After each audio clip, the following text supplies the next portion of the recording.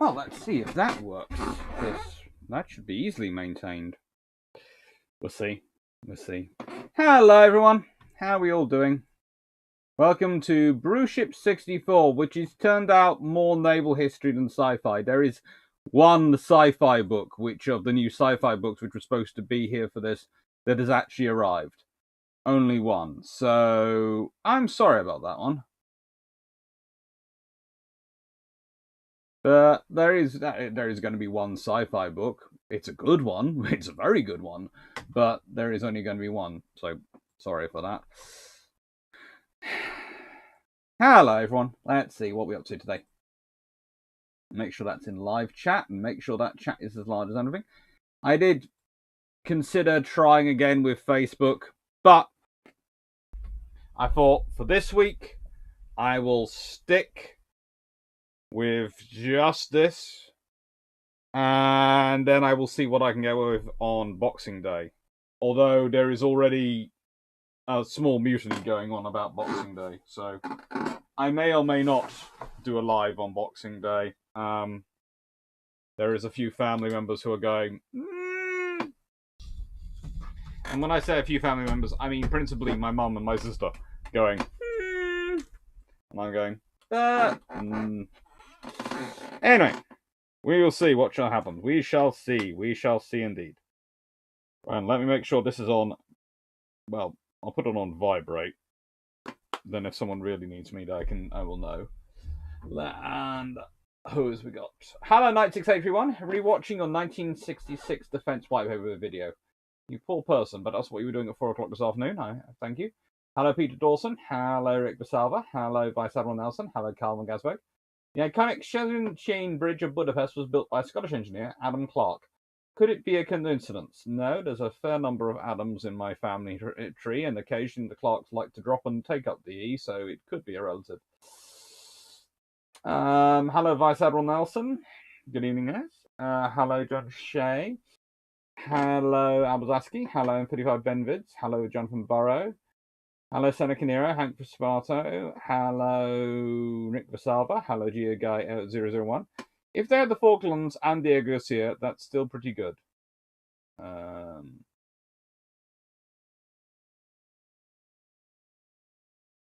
Seneca, how hard does it trigger the British people that the French still hold territory in 17 time zones the British don't? Commonwealth doesn't count. To be fair, mostly it seems to be the French have managed to find a way to get the European Union to pay for it, judging by the roads on Martinique. So we'll see what happens. The British really don't worry about these things too much these days. Hello, DG40. Hello, Stafford. I'm wondering if the parcel has arrived with you yet, Stafford. It sent me a message saying it's supposed to have been delivered, but I don't know if it's actually reached you. Seeing as I haven't received a message from you, I'm presuming it hasn't.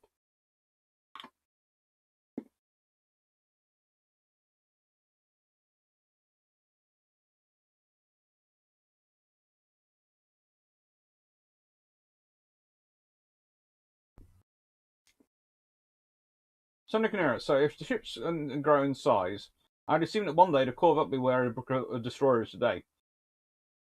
What do you think's what are now frigates and corvettes would be called? Well, the OPV would probably move up a level. They might bring back sloop. They can always bring back brig. But probably it'll be a nice acronymic name. LCS maybe, or something like that. They like LCS names. They're sort of the acronymic names. It sounds so cool. We've got the OPV, we've got the this, that, and we've got the LPH, the LPD. Thank you, Harry Sher. May your fire control always be accurate. I do my best to make sure it is.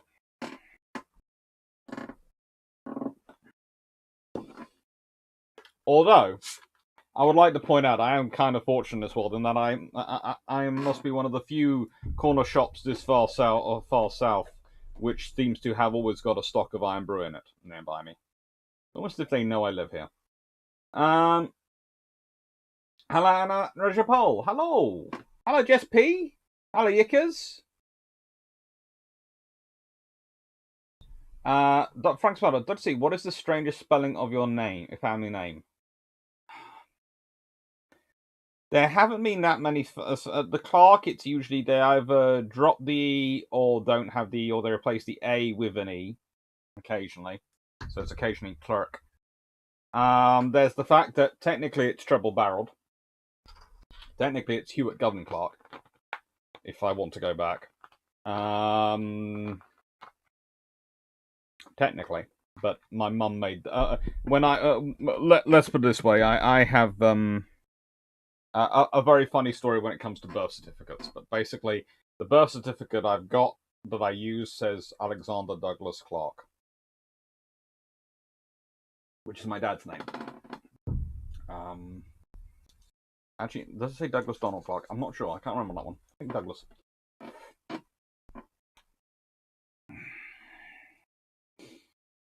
Hello, Shumi. Hello, Tanivaka. Hello, Bijan. Hello, Daniel's Politics. Minesweepers. No, they've already become MCMVs. It's a sad, sad day. But they're acronymizing everything.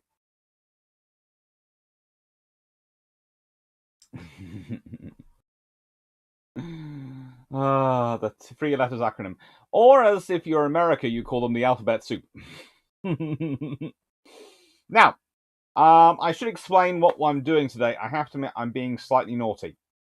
But I've been listening to, actually, she calls herself Melanie 16 and 40 on here, chatting away with her, and we're talking about frame rate, and it made me go and do some investigation. I had a chat with Drac, and I had a chat with a couple of other people. And so we're running at what is 1920 by 1080 in terms of pixels, but only 30 frames per second, because there's no computer game playing here. There's just me. And it does actually lower the requiring bit rate for YouTube down from 4,400 to 2,900. And if I can tell you now that currently my internet and everything seems to be very happily keeping at about 3,200. So it really seems to be quite happy maintaining that area. And we'll hope it works.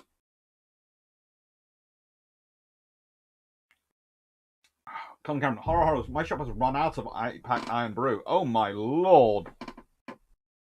And that's in Scotland. Oi. Hello, Ian Winter. Hello, George Newman. Hello, Geo Guy. Thank you.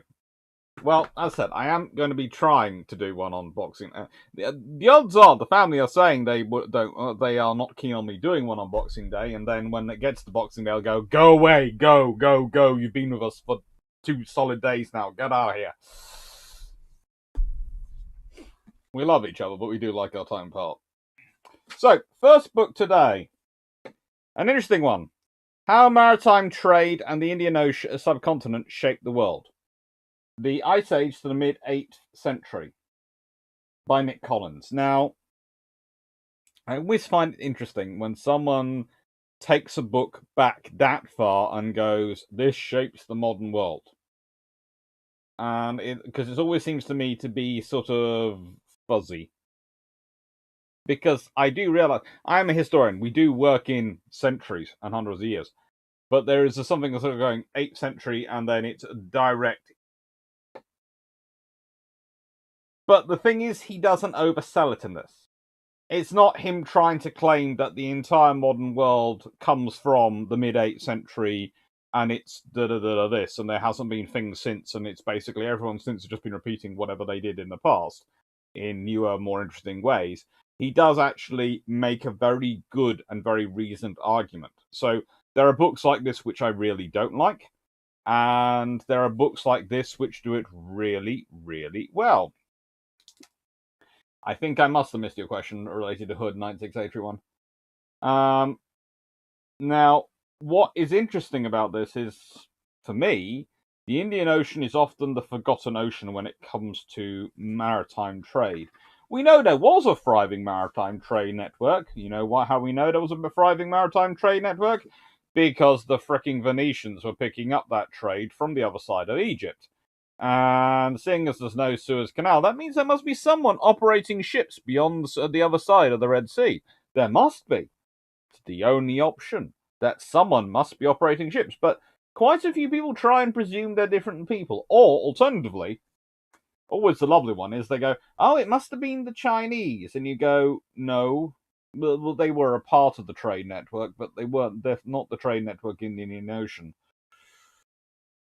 And it's, I don't know, call it, I know the catchy modern phrase is institutional racism on things like that, but I wouldn't put it down to that. I'd call it research bias. Not many people have done much research into this and done it in the English language, and therefore people don't have the sources to go with, so they don't call for it. And yeah, that is, but that's not a sort of, how do I put it?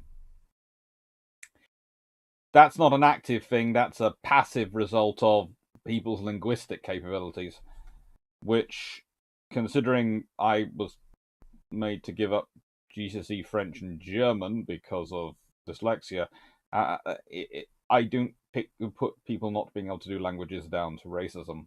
That might be me being egotistical, but it's my view, based on my personal experience. I don't know. Peter Dawson, the 8th century near the invention of zero. Yes, it does. And it's kind of interesting. If we give this, about 1950 BC, increased trade between Crete, Anatolia, the Levant, and Egypt transformed the Eastern Mediterranean into an integrated maritime area. Crete's economy was centered on regional palaces built between 1950 and 1700 BC. The main ones were the 56-hectare, 140 acres, Knossos, and the 60-hectare, the 150-acre Malea in the north, and Phaistos in the south. Called Minoan palaces after King Minos by the archaeologist discoverer, whether called palaces in Crete and Phoenicia, or citadels in Troy and later in Mycenae, they did the same job, home to rulers, priests, craftsmen, scribes, and record keepers, and import-export storehouses and surrounded by larger settlements. Crete's rapid acceleration of maritime trade, which created Minoan civilization, was because it's linked with Ugarit, which replaced Troy as the tin distribution hub. Tin made the Bronze Age tick. That is one of the things I do know from history. And it's one of the funny things of history, in that the Bronze Age is always linked to bronze. And everyone goes, ooh, yay. But it should almost be called the Tin Age more than the Bronze Age. And before anyone gets into metallurgy of bronze, yes, I do know it. And I do, but the point is the base material. Okay? Tin is going around doing a lot of things. It's one of the reasons why Bronze Age Cornwall has quite so much activity, and there's quite such large tin deposits there.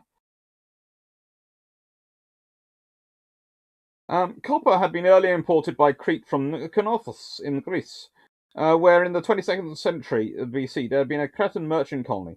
Then via Ugarit, but only Ugarit accessed tin. Cretan craftsmen made luxury bronze items, tools, and weapons from imported copper oxide ingots, so called because of their shape, easy to transport on someone's back, either side of a pack animal, or stacked in a ship's hold. Lead and silver were imported from Laurion and Cephas in Greece. Weights and measures and storage jar sizes were standardized. By 2000 BC, they made ornaments of imported gold, silver, and faience, a glazing technique with crushed quartz and copper. Learnt from Egypt and applied to pendants, vases, and statuettes. Shell and ivory inlays were applied to furniture, and stone vase quality reached new heights. The real point of a book like this, and this is why I like this book and why there are other books I don't like, but I'll explain at the beginning. The reason I like it is it puts it all in context of a global trading network. And basically, what it tells you is this. And it's a dirty secret, which lots of people from both sides of the political aisle don't like you talking about. Globalism is nothing new. In fact, we've been talking about a globally integrated economy of some kind or another since pretty much humankind started settling down places. Because if you settle in one place, it tends to have materials which are quite good for some things, but not all the stuff you need. So you have materials in one thing, and your neighbor has materials in other things, and you start trading them. And the trouble is, the more rarer material you need, it tends to be the greater the distance you can have to go from. And in fact, the entire reason humankind starts developing the ability to go to sea, arguably, is because of this desire to trade. To get goods from one place to the other and make money. So basically, the moment it's one of the dualities of humanity is that the moment we actually get settled somewhere, we start working out how to leave it, to go get stuff to bring back there. So this is another reason why most of the very large settlements that we have really, really long lived examples of, and people definitely been in settled for a long, long time, are mostly places with access to major rivers and the ocean. Because they could trade over very long distances for the things they didn't have. So instead of people having to move their settlement, they could go get the stuff and bring it back to the settlement. Good book, worth a read.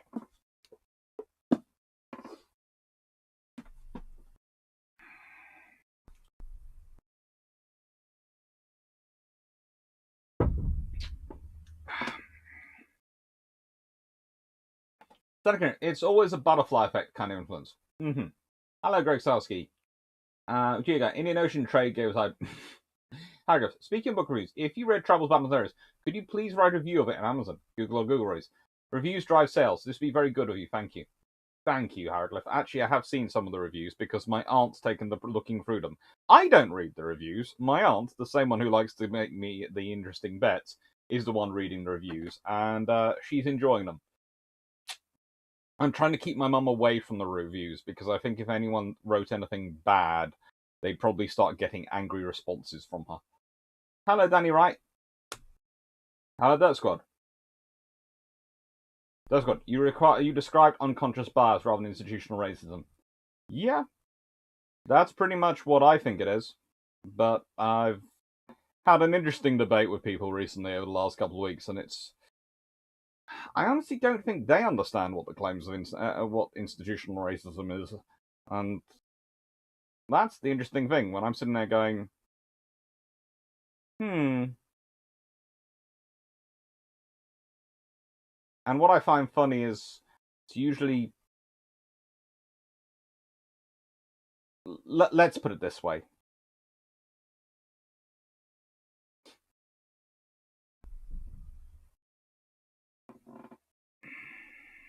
Those meetings are fun things to be at.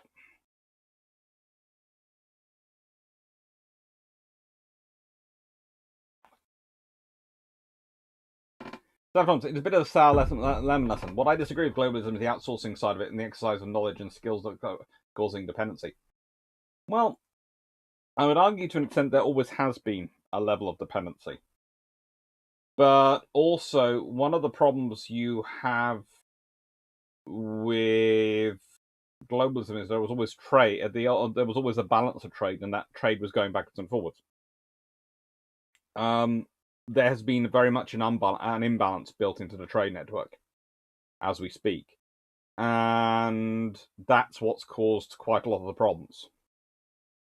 In that, it's not always been a good system. Please don't. It's been very exploitive at various points in terms of what some nations provide raw resources, and you could actually suggest that currently what's going on between in Africa at the moment, there are certainly some approaches and some organizations in Africa which take a far more exploitive approach than in South America than others do. But the thing is,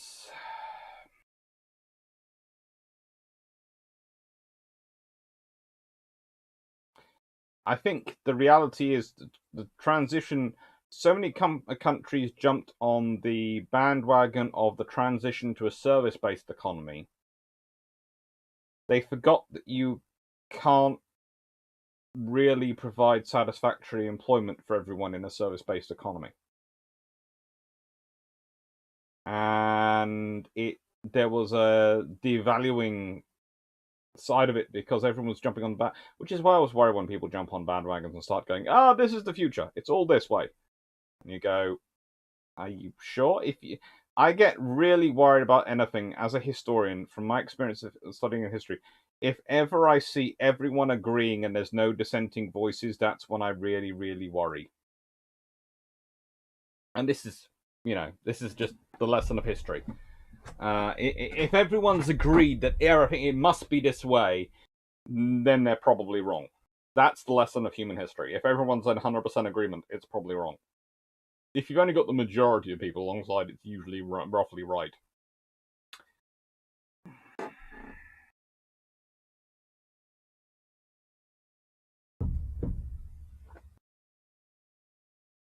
Then again, there might be a clue on who is doing the trading in the Indian Ocean in the name Indian Ocean. Well, yeah, that's my argument, but turns out there is a fairly good number from there.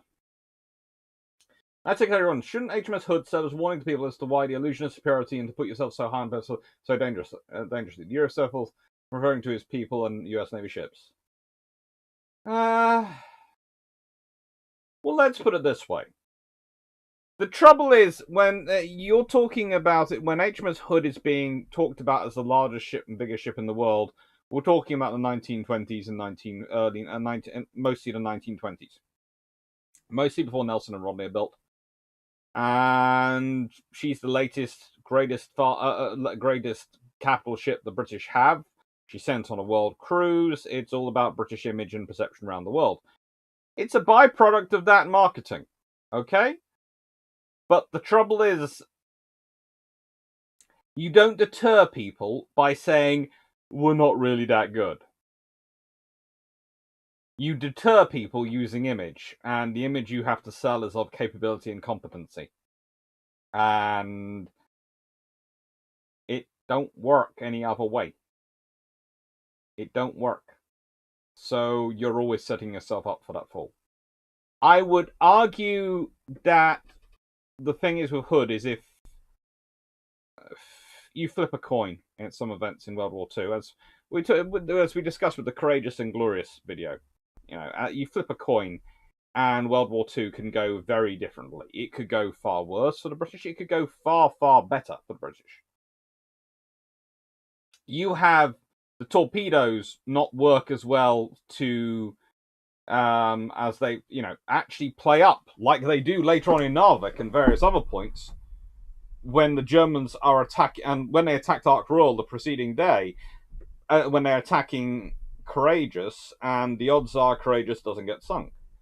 If Courageous doesn't get sunk, the odds are both her and Glorious are working together, in which case there's probably at least a rear admiral around. The odds are that if you've got two carriers acting together, A, you have more ships together, B, you have more experienced crew in terms of charge, but you also possibly have them go home with Cunningham, in which case they have aircraft airborne, in which case those ships don't get taken by surprise, in which case Scharnhorst and Gneisenau might be the two taken by surprise. They might get a strike in. They might get pounced. And the whole butterfly effect changes World War II, and Hood's in for a refit. And by the time Bismarck actually goes to sea, did the Germans even risk Bismarck going to sea if they've already lost Scharnhorst and Gneisenau, and they've only got Bismarck, and then they've got Tirpitz, so they've got two, and they've got no more coming behind that unless they start building them. And if we consider how Hitler reacted when after he lost Bismarck, and after the first convoy battles, let alone before the North Cape when he loses Scharnhorst,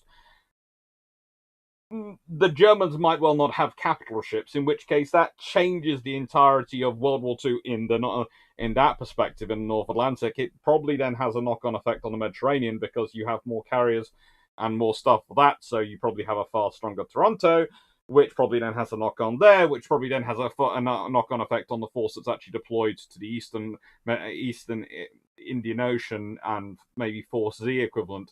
And this is the problem. So you can sit there and go, well, no, they shouldn't have been putting Hood up on the pedestal, but one small change and that never gets challenged, and Hood's still remembered as the greatest.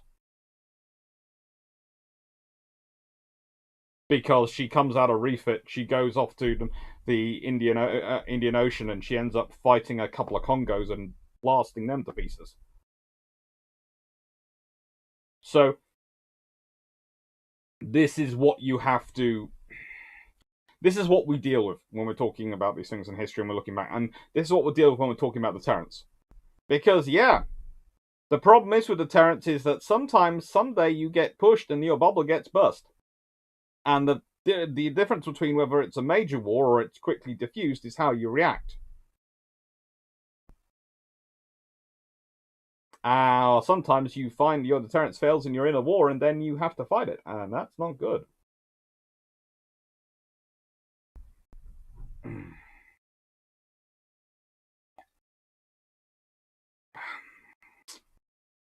The school wouldn't let me do German because I was rubbish at French. Just despite them, I took German class at night school. Remember, more German apparently have a Frisian accent in it. I apparently sounded Austrian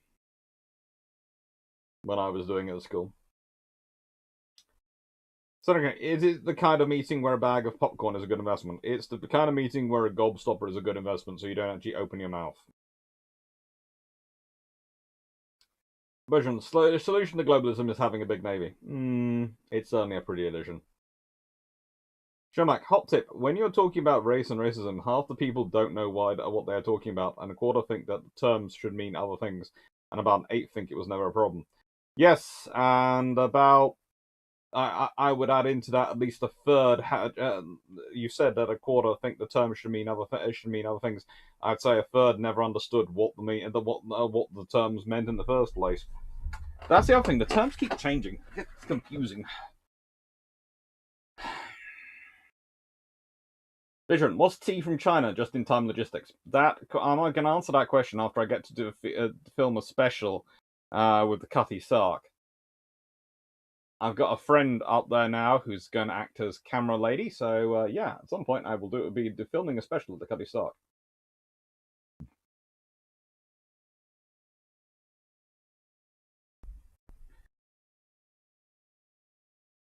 We'll hope, Stafford. We'll hope it won't go that way. So, what if by some divine invention Britain doesn't lose a single ship bigger than a cruiser? Then Britain looks glorious after World War II. Because if they don't lose a single ship bigger than a cruiser, they look good.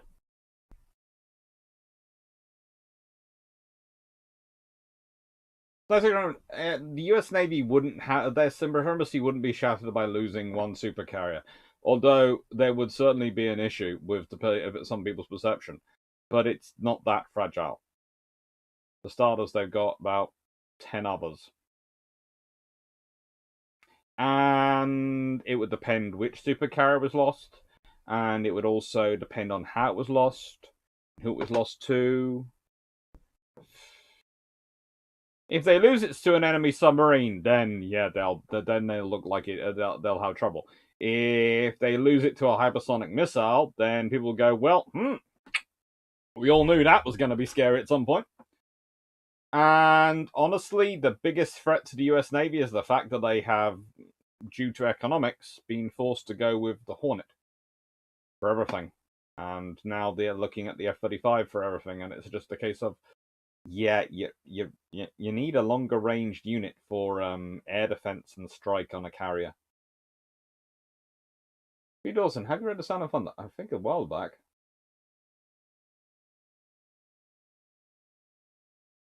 Azaki, question about the Roberts class monitors. Those torpedo bulges were only for protection, or also to make a more stable gun platform. Also, was it deliberate or design accident? It was deliberate. They did help make a more stable gun platform, but that was sort of that was sort of added bonus to the fact that they were for protection.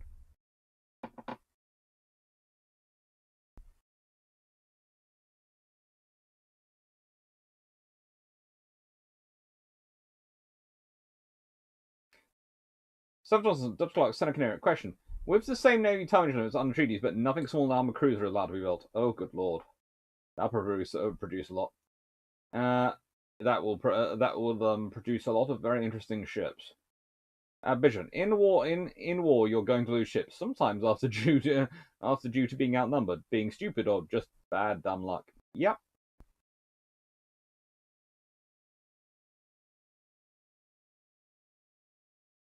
For example, Dr. C, could you please re-explain the RN's use of corvette and sloops in fleet actions and how that affects the Battle of Atlantic. Well, the RN very rarely uses sloops and corvettes in fleet actions. They are pretty much entirely for the escort war. But occasionally they do get used as extra escorts for things like escort carriers and to free up destroyers. Because you have to remember, you can build a sloop and a corvette in places which you can't build destroyers in. Especially corvettes. And so instead of you having to use those destroyers to escort convoys, you can churn out a whole load of corvettes. So it's a force multiplication tool.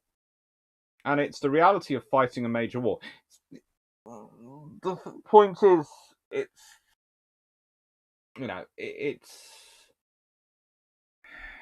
I'll explain it. We have this fixation as a lesson of the Cold War and legacy of the Cold War, because war was presumed to be over so quickly because it would go nuclear, that all that mattered were your first-rate ships, your major ships of the line, your warships. And it's only now that we started going, well, hang on, what happens if we're fighting a grey war and that lasts for longer? Well, then we need ships in a lot of places. We need a lot of presence. We can't afford to have these big ships everywhere at the same time. We can't afford that many of them. We'd like to afford that many of them. We'd love to buy that many of them, but we can't pay for that. So basically you're watching with, and I would argue this started with the LCS, but there's also been certain OPVs which have been bordering on this. You are watching what I would call the re-emergence of the sloop. Cheap, cheerful, multi-role escort that also can do the presence job when it needs to in peacetime. It works, but they don't want to call it that.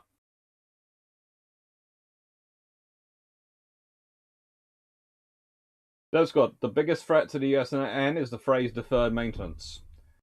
Salut.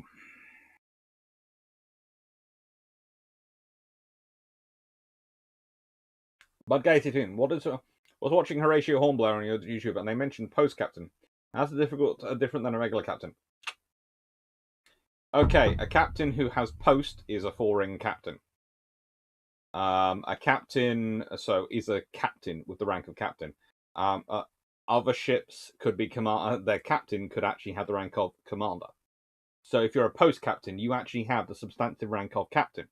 But you can be a captain of a ship, but only be a commander or a lieutenant commander. But you're still the ship's captain. Just to confuse things. Giga, fleet defense are centered around missile and SSN attack. What about Italian-style frogman demolition attacks on carriers? Well, that should only really happen in port. And hopefully you have protections in those ports for that. By Sam Russell, Versailles Treaty, but Germany is banned from having surface ships and only allowed U-boats. Is an all-submarine fleet remotely viable? Will this prevent German naval power effectively?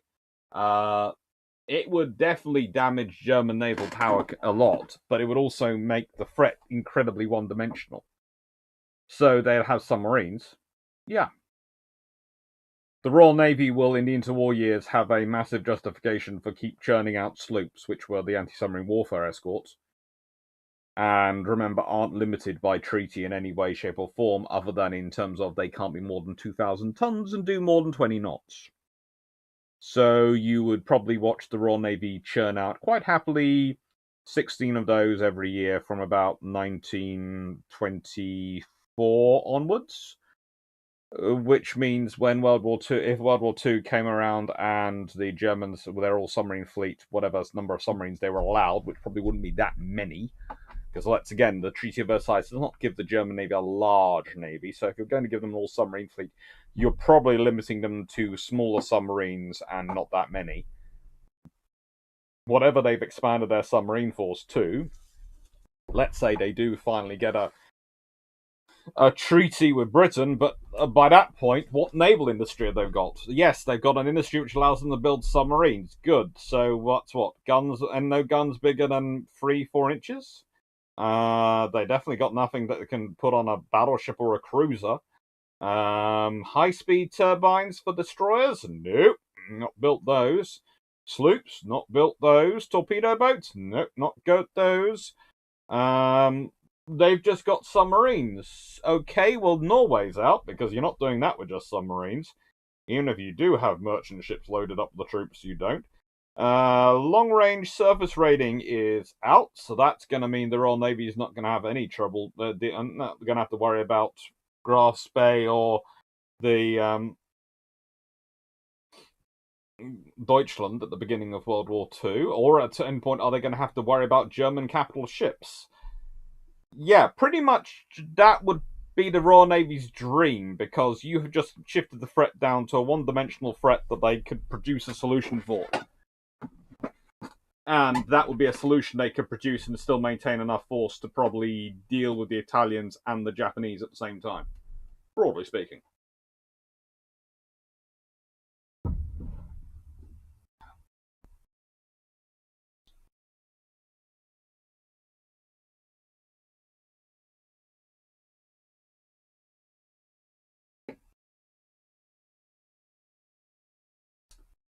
In winter, do you think there would be a place for cheaper VTOL fighters? Take the engine design for the F-35B into a non-stealth airframe. Probably, or an uncrewed one. Let's see. I just saw your long patrol where you talked about corvettes missing from the Atlantic and Germans get more kills, and no one can very confused. Okay. So, when at certain points during Torch, etc., corvettes and the things like Operation Torch, the number of corvettes and the sloops went down because they were escorting that were available to escort the regular convoys went down to because they were escorting the troop convoys. So what would happen is the convoy escorts would be slightly smaller, and the Germans got more kills. And going, yeah, we're getting more kills. The Allies, they must be weakening. And at no point do they think, hang on, we haven't sunk that many surface escorts. Where are they all? They all in port doing maintenance? No. Why would where would the British and the Americans be sending all these surface escorts? What could they be possibly doing? Well, they were all sitting 2 lines deep around a huge armada of troops coming from North Africa and from the UK, which were going to coming from North America and the UK, heading for North Africa. They did a fairly decent job when they got there as well. It was just, a case of, hello, we're here. Because that's the thing. Operation Torch, whenever you look at it, you go, that's a pretty hefty commitment. And then you go, yeah, that's a pretty hefty commitment by the Royal Navy in terms of escorts.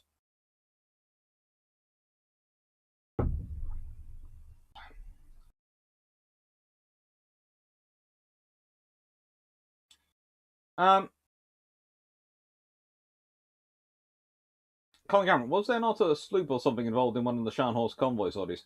There were several destroyers that were involved in those things, and there were a few sloops around at that time as well.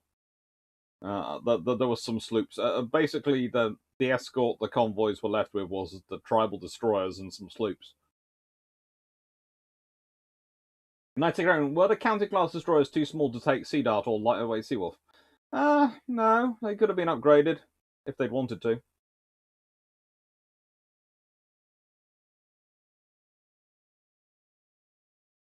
I know, Stafford, they're cool. Well, actually, all those diesel engines to go to. Yeah, that's the thing, though. They're not going to be allowed that many. So they may be going to have... Let's see. They probably allowed them a fleet of 24 submarines. So think about how often... And, of course, they would have been limited by treaty, so they wouldn't be able to replace them immediately. They'd have to do at least, 12, 15 years of service before they were able to be replaced. So you're not getting that many. You've not got that many diesel engines or anything. It's just not good for the Germans.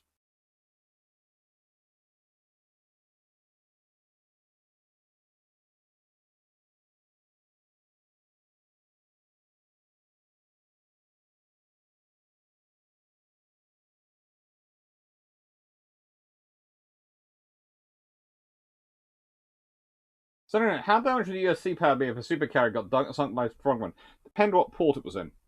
If it was an American home port, it would not be the US Navy which we blamed, it would be the FBI. And the Coast Guard. they would be blamed because they'd say you were supposed to deal with port security.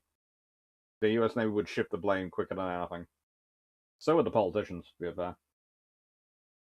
For example, honestly, that makes sense now. Yeah. So, here's a cool book for you. Japanese Carriers and Victory in the Pacific. The Yamato Option by Martin Stansfield. Now, this book focuses on the pre-war controversy between building more big battleships or converting to aircraft carriers as the capital ships of the future. As Asian power challenges the mighty USA and the colonial empires and loses the contest, but comes out all right in the Cold War aftermath, examines much overlooked intelligence such as long genesis of the Japan's so-called Shadow Fleet, that along with the super battleships clustered at launch facilities, when these could have been devoted to keep up fast fleet carrier production. It's a very interesting book to read. Meanwhile, the IJN had been leading the pace with other naval types such as land-based medium bombers, flying boats, and float planes. The normal range was again the key. I am a bit disturbed by one thing. The Kate was the world's most successful torpedo bomber, helped by being the world's best aerial torpedo, the Type 91. Could also act as a level bomber, performing in both roles at Pearl Harbor, where Kate sank the battleships Arizona, Oklahoma, West Virginia, California, and Nevada. In their torpedo bomber role, they also dealt the death blows to the carriers Lexington, Yorktown, and Hornet in the Great Carrier Battles of 1942, which together comprised half America's pre-war carrier fleet. Its range again was remarkable, even bearing the weight of a torpedo. On account of that burden, torpedo bombers were always the weak party when it came to operating range for combined strikes.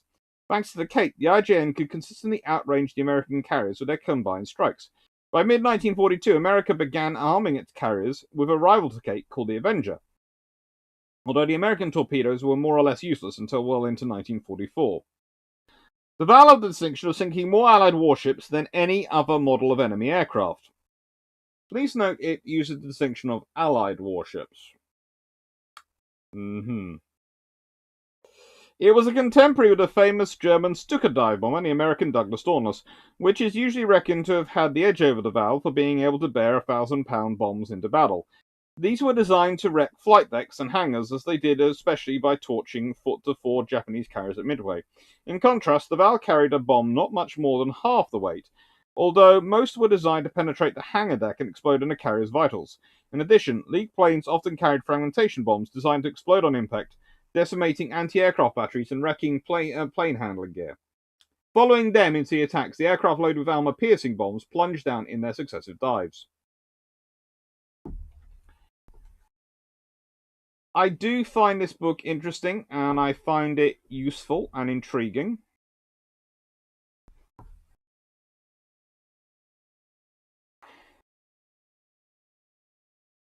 And I fully recommend reading it. Do I agree with everything in it? Well, I just picked the section which I have the most obvious out-loud disagreements with, and you can guess what they are.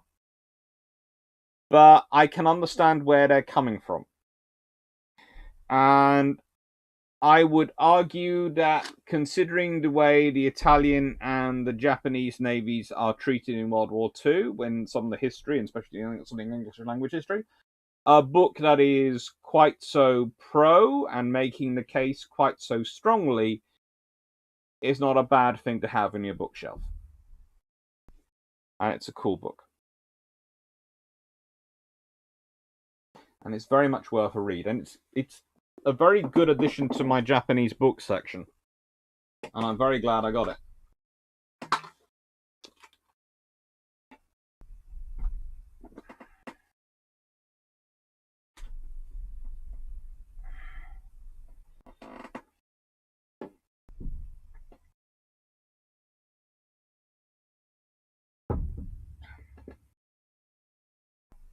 In winter, do you think the Royal Navy should keep the Type 23s as active reserve for a while, not be sold off? I'd like them to. I am kind of attached to those ships, I have to admit. You know, my dad built most of them. You can tell the ships he built. They're the ones which can actually take a Merlin.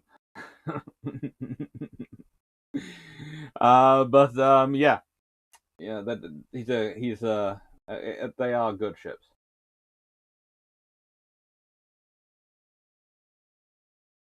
Abazaski. I think I'll allow that one.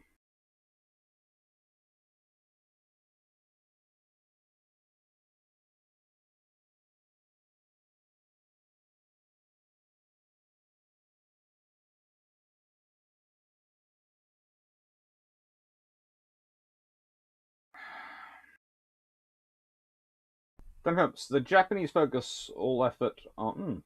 Hang on, no, I missed someone. Okay, Knight 6-8 front. Could the Hawker P1121 have been used as a carrier plane?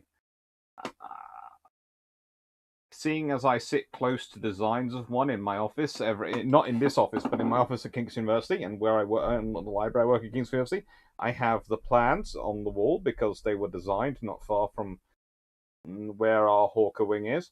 And I would say yes. Would have been interesting, but it could have definitely worked.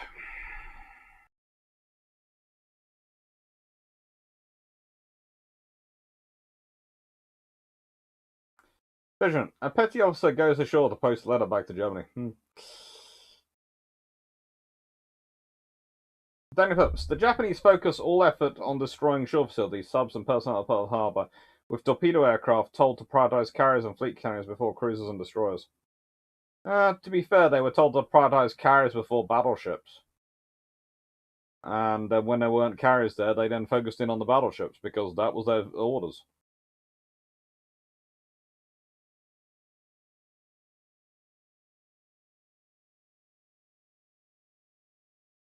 What would the British Navy have brought to replace the Phantom and Buccaneer if the Iron Caterpillar division had stopped dead in its tracks after the Audacious? Probably Buccaneers would have carried on easily into the 1990s. After that, probably it's Super Hornet. And Phantoms, I could see. Well, you see, the thing is, the weights of the British aircraft carrier mean the Tomcat's not going to be an option for the new carriers for the Queen Elizabeth class as the CV-01. So probably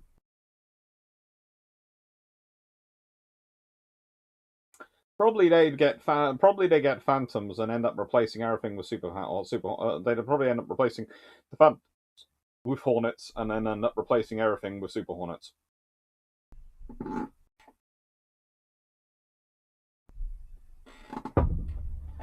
But they possibly be anglicized Super Hornets, so it might be like we do with our helicopters. They might have decided to buy the design and build them under license in the UK.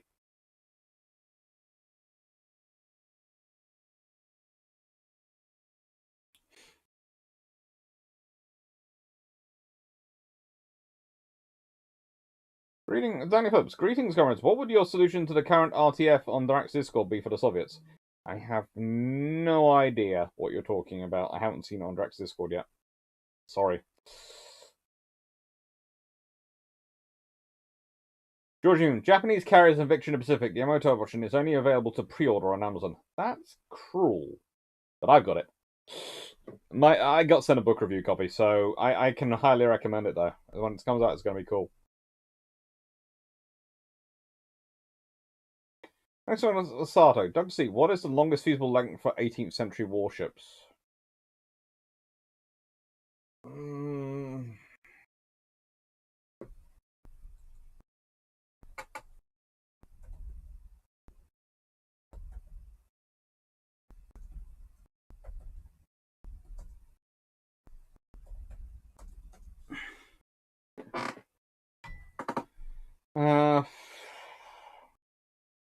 Let's see.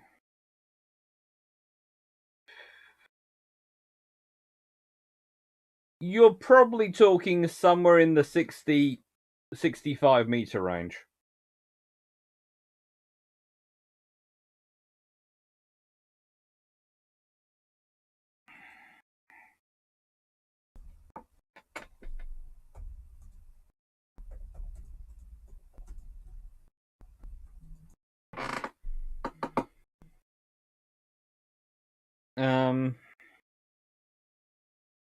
Yeah.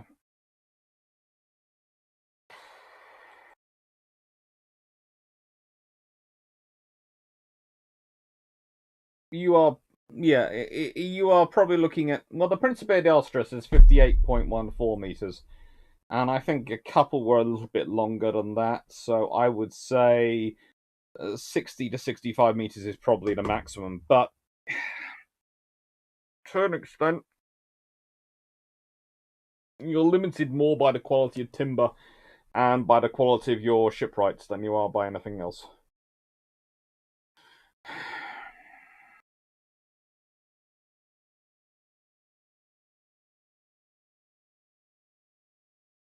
So anyway, I recently found out in Germany you can still send telegrams. That sounds cool. But Yamato could have won the war by steaming under the Golden Gate of a crew singing, "We don't want to fight out," but I don't think that would have quite worked. But I think Yamato, I think if the Japanese had revealed they had big, massive 18-inch gunned battleships, super battleships, in, I don't know, March, May 1941, they would have probably forced the Americans to pull their standards back from Pearl Harbor or reinforce Pearl Harbor something chronically. Either way, they would have had a major impact on the calculations because all the politicians would have gone, "They're bigger than us!" Cause mass political hysteria. Most of the navies would be going, yeah, but they only have two of them. We can probably work this one out somehow. The Royal Navy probably going, okay, so that is going to be carrier strike to slow down and impede. Once it's slow, bring in Nelson and Rodney, batter. That is our plan of action. Meanwhile, Churchill and co are probably going, oh, we need a super battleship of our own. We can't be big. The Japanese can't be bigger than us. The Japanese are bigger than us. Oh no. At which point, someone's probably crying at them.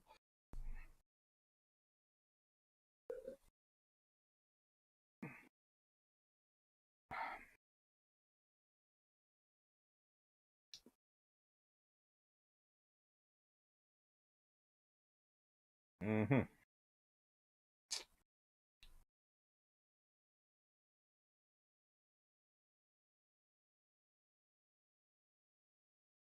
Seneca, would the Great Eastern make a good aircraft carrying coefficient? No, it'd be terrible.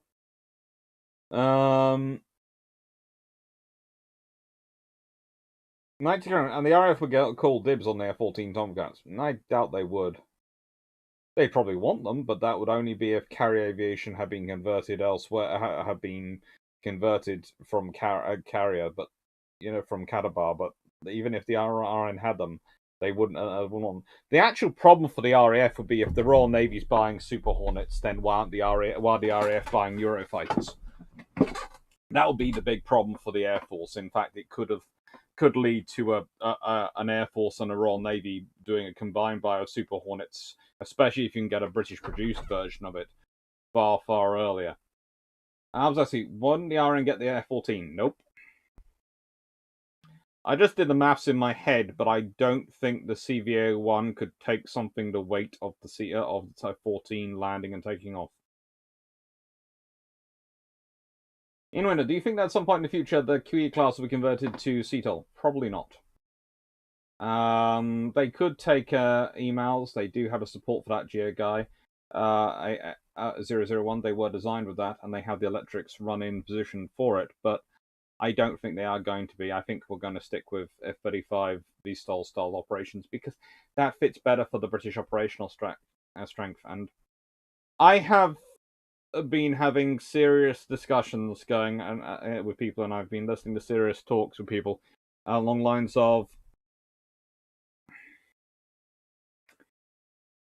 what are we going to do next? What are we going to talk about in terms of our future ships? And there is a reason why there's sort of a pause in orders at the moment because it depends. If you are thinking that we could end up in a peer conflict, then replacing the LPDs with anything but an LHD doesn't make sense. And if you replace them with an LHD and it's got a ski ramp on it, then keeping the F-35Bs as the main option makes a lot more sense, because then you've got aircraft which can operate off both your carrier and your LHD. So in Extremist, your carrier can be a backup LPH and your LHD can be a backup carrier. And I'm not talking a carrier as in it's going to be the strike. Oh yes, no. I'm talking an LHD could load 18 F-35s plus some, especially our version of AEW, and some other helicopters, and go, right then, we're the air defense of the task group because we're down a carrier. And if you're Britain and you've only got 2 carriers, that makes a lot of sense. Because, honestly, that's a problem for the French Navy. They have one Catabar flight deck, which is really cool. Yeah, we got another Catabar carrier. And then they got 3 LHD flight decks, which cannot take the same aircraft. Whereas if you've got 2 Strike Vistol carriers, and then you've got 2 free LHDs with ski ramps, then you've got 5 flight decks and 5 hangars which can all operate the same pool of aircraft. And if push comes to shove, you can move things around. So that gives you a medium power a lot more reality of options, because it gives you 5 flight decks instead of 1 flight deck or 2 flight decks. So this is the sort of maths you start to do when you're a medium power, because a major power which can afford a far larger navy and a far larger collection of carriers can go, of course we can have this, because we can guarantee to have those flight decks available. But if you were talking about a Royal Navy which had 3 strike carriers, or 4 Queen Elizabeths, then you'd want them all Catabar, because they could all that. They could then operate the best aircraft for it. But if you've got a combined flight deck, or a flight deck force of 5 flight decks, but 3 of them are HDs and 2 of them are carriers, and you don't have, well, let's be honest, the Chinese are flirting with putting emails onto LHDs. We'll see how that works, but my own suspicion is that's going to cause a lot of trouble for them in their LHD role, which a ski ramp wouldn't. And the point is, then that's a combined group. For a medium power, that makes more sense. Yes, it's not the perfect option or the best option, but it's the best option for you, because it gives you the most operational capability. Because in the end of the day, things, having an available capability available is better. Having a capability constant available, which is, let's say, a 70% capability, is better than having 100% capability occasionally available. Woohoo! We have a carrier. Oh, we don't have a carrier. Woohoo! We have a carrier. Whoa, we don't have a carrier. Versus, woohoo! We have a carrier. We always have a carrier. Woohoo! That's better. It's not, yay, we have a carrier, but it's not, oh, we don't have a carrier. It's a constant, yay. And that's what you really want if you're a medium power and you're looking for global reach, global presence, those sort of things to maintain your air security and interests.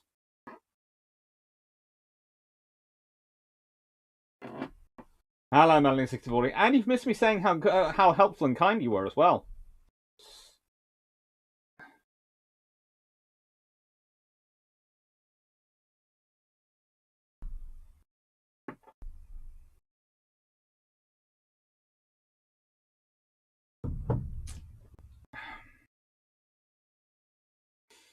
John Logan, yeah, I went in 1941, pre-Pearl Harbor, into HMS Nelson and Rodney. Yeah, that's pretty much what the Royal Navy would be sort of going, okay, right then, Nelson Rodney, you're getting refits rapidly. You're going to get refitted now. Autumn Yule Neshova, hello. I got into IGN ships because my naval gaming group have a German, Italian, RN, and several USA experts. The old cheap models were IGN, and I got fascinated by all the old innovations and how they worked. Yeah, the Japanese Navy are not silly. They have some very good ideas. And they try and build a Navy which suits them. They fail, but they try to. And they fail mostly because their... how do I put it? Their infrastructure is just, well, they don't have it. Nice one. There will possibly be some, but no. Trust me, if you announce it right, you send the you invite the naval attaches round. So it'd be the report of the naval attaches, and you have the journalists and the naval attaches go there. And frankly, the naval attaches would come back and go, "Yeah, it's 18 inches." At which point, everyone would probably some people might well say those remarks, but quite a lot of people, the serious people, would go, "Sugar." By guy would the Iowas get 6 18-inch guns and have the Montanas built? Or maybe a faster Montana if the US found out about the amateurs in 1941? Who knows? There could have been all sorts of options done.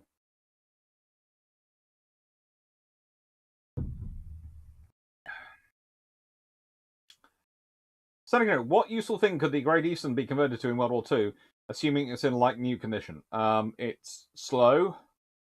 It uses a huge amount of coal to do anything.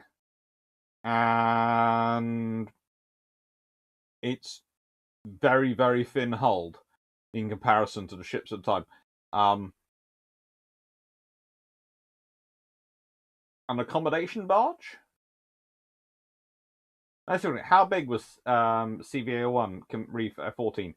It was big, but it was big enough to accommodate It was designed around Buccaneers, Phantoms, and the P1154 thing, I think. So it wasn't designed around aircraft as heavy and big as the Tomcat was. Right on. Let's see. Do you ever get anything into anything Halo related for ship fights? Occasionally.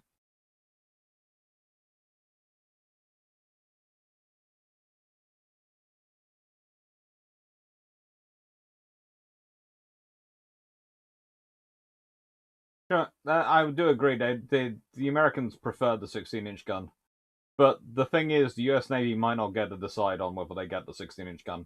The politicians might decide they need the 18-inch gun because they can't afford the Japanese to be bigger than them. You forget, Shamak, because you are a kind and gentle soul and a purist on naval capabilities, which I have great respect and love for as a thing. But the reality is, when you announce to politicians that the other guy has got an 18-inch gun,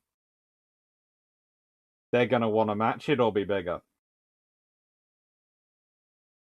In my experience, let's put it this way. The most interesting conversation I've had with a politician was when they realized that the Queen Elizabeth class wasn't actually as big in terms of length as the Russian carrier.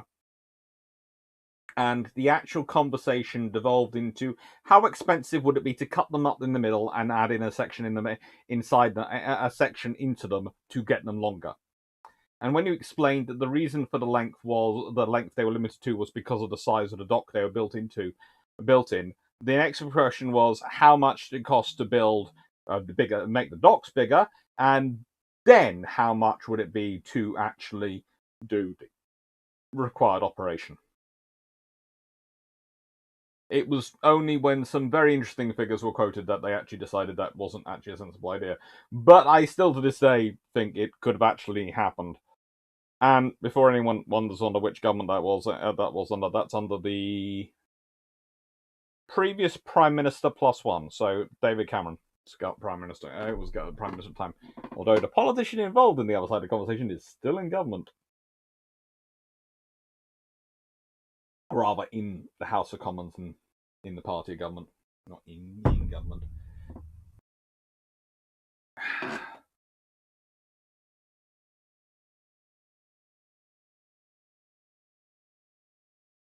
Yeah, Geo guys, CVA-01 was about Queen Elizabeth size. Roughly. A little bit narrower. In winter, 3 LHDs, one done as a replacement for Argus, a training ship? We could always hope. Probably a replacement for Ocean, though. We could say long-term replacement for Ocean. It was gapped.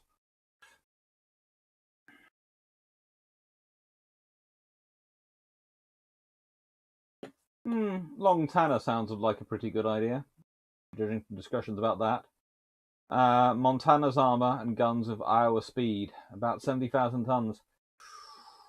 Sounds cool.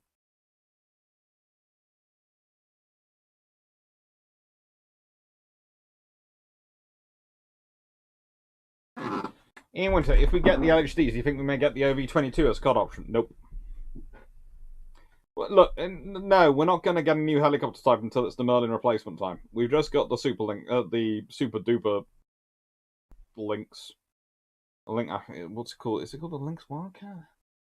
Whatever we're calling the current generation of Lynx. Yes, it's a really improved aircraft, and basically, if you look inside it, it's the only relation it's got to the Lynx is the name. But leaving that to one side,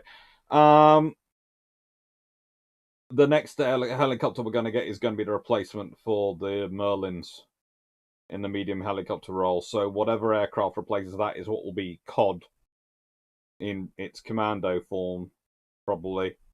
And probably will also take over the AW role and the anti-submarine warfare role. So we'll see what comes from that. There's some interesting ideas being put forward for that.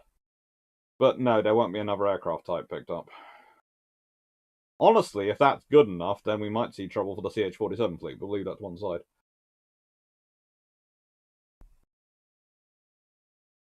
Shumak, are you talking about de Gaulle without saying about de Gaulle? Yes.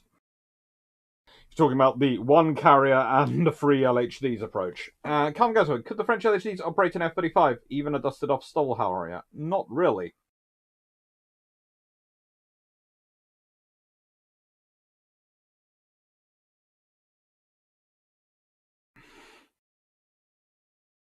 Take care, Danny Wright.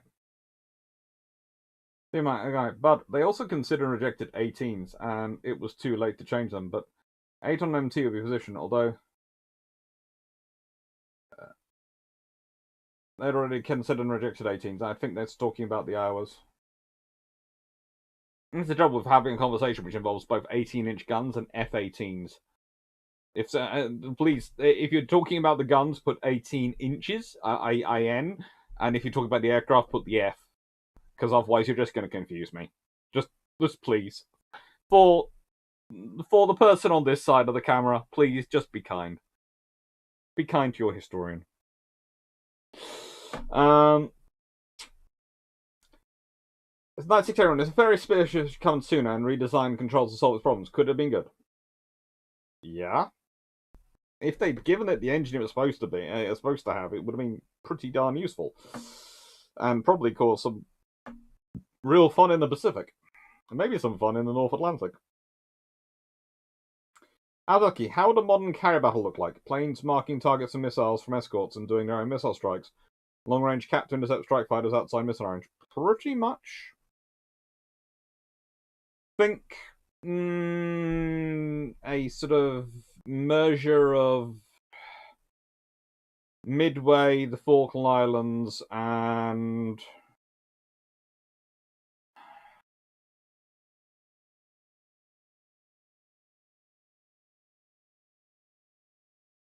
I'm trying to remember the name of the really big battle from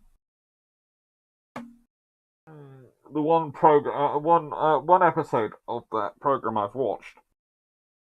Oh, it's the recent sci-fi, which is actually quite good. The one with with the humans on Mars, Earth, and the Belters fighting Brain. Anyway, they have a big space battle, and think about it as a combination of those three.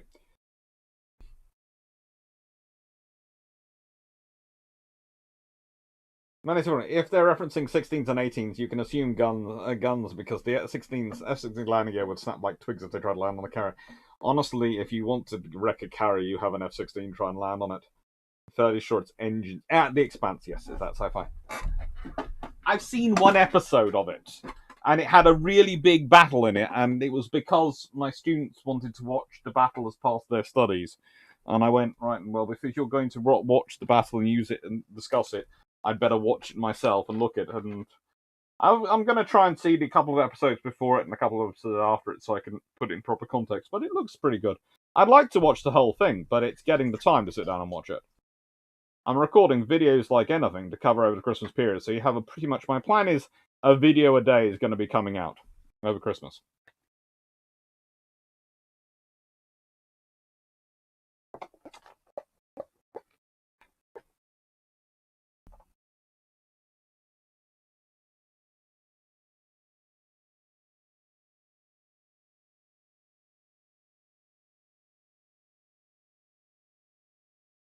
Portrait Chicago, yeah, there's no way a naval secretary is going to let 16-inch guns on the Montana if they know Yamato had 18.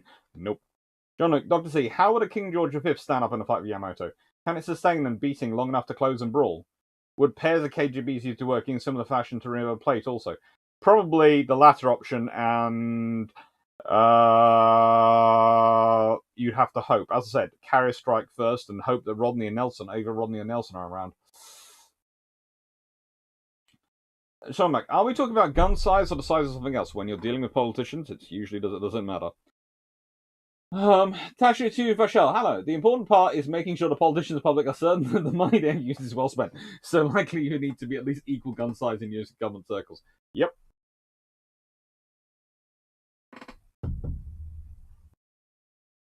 Sure, Mac. Paul Chicago.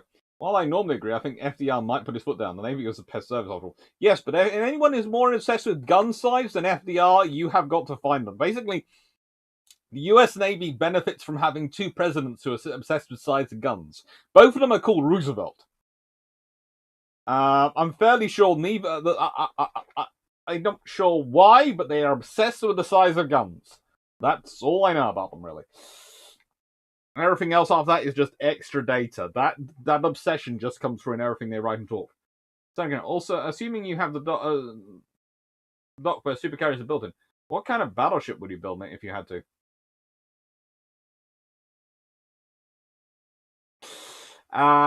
Let's say a very big battleship. If I'm talking about building another modern one, well, I'd probably go for nuclear power, because I can in that dock, and that would solve a lot of my problems with railguns, so I'd probably have some railguns and a whole host of missiles on there. What about CH-47 difficulties? It's not so much difficulties as at a certain point we need to decide what to do with maintaining the fleet. And there's always an argument from people saying that we should standardize down to one type of helicopter. Or at least two. I see people say the UK should replace Merlins with NH-60 Seahawks, even though that is a terrible idea. Yeah, lots of people have very interesting ideas. It's a completely different style of operation of anti-submarine warfare, so yeah, Seahawks aren't going to replace Merlins. Not in their current configuration. John, and besides that, we use lots of our Merlins do a lot of other things that the Seahawk doesn't really do. John, Dr. C, with Rodney on roids with radar, also with her Bismarck captain, if you're young American, how favourable would your chances be? Would ritualistic suicide be preferable? Okay, we're probably not ritualistic suicide, but if Rodney is on full upgraded with everything modernized and done up, and so fresh, let's say she has fresh engines, the lot, and she has her Bismarck captain and radar, then it's going to be an interesting fight. Because Yamato has radar as well, so it's going to be an interesting fight. It would not be a quick one. Let's put it this way. Yamato has good armor. It has good armor, but again, Rodney can do nasty things if she's got the right captain. You've got two ships in World War II which act in ways they're not, well, three ships which pull off maneuvers which they're not supposed to, as capital ships. Four if you count Warspite. But Warspite we don't usually give the credit to captain, we give the credit to Warspite. But if you look at what Repulse does with Prince of Wales, she's dancing around like anything. She's like if I use the example of Strictly Come Dancing, it's like Prince of Wales is like this supposed to be young footballer who's supposed to be really good at moving, and he's just sort of frozen there because he's been hit by torpedoes. I'm just sort of going, how do we? Because it's been just the worst spot to be hit. And you've got the professional female dancer who's slightly older, usually than the footballers are, and going, dancing around, twirling, pulling every trick out of the freaking book, and just sort of going, seriously, you deserve tens for what you are doing. Then you've got Rodney when it's dealing with pretty much anyone, including almost ambushing, I think there's Nizer now.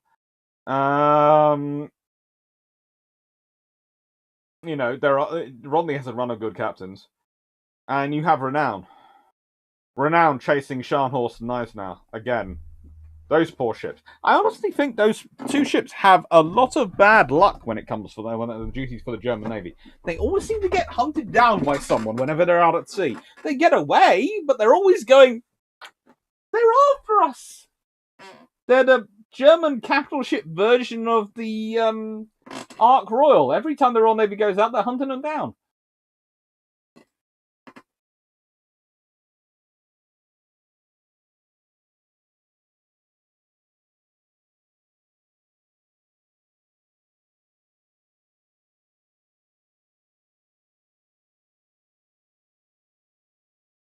By the time they got the information, assuming they had not already got intel on Yamato, battleships had already been degraded in importance, so the 16 versus 18-inch question was quickly becoming moot. Oh, Steve, I love that you think it's so. You have this view that it was that clear even at that point. It wasn't. There is a reason the Royal Navy builds Vanguard, and that's before they even. That's a far later in the war scenario. If we're talking about them revealing in 1941, that it's no. Sorry, no. There have been enough gun battles in the Mediterranean and enough other scenarios where battleships have done really, really interesting stuff that no. So Yamato, we're talking about Yamato appearing before the war in the Pacific begins, because does the war in the Mediterranean, and if you're going for battleships have been proved moot, then surely you mean the battles of Matapan, where the battleships sank the cruisers? That doesn't really work. How about, we can go through it. Fort Glorious gets sunk by Scharnhorst and Eisenhower, which kind of suggests the battleship. Then we had Bismarck, yes, we've had Taranto, and we've had a few other operations, but no, not 1941. If it's revealed early enough in 1941, that's not going to be the reaction. Maybe arguably by the time the things enter service, if war kicks off still at the same time, but I think war would probably be delayed by it appearing, because the Americans, well, Roosevelt would either have to dramatically reinforce the Pacific Fleet, or the Pacific Fleet would have to return to San Diego.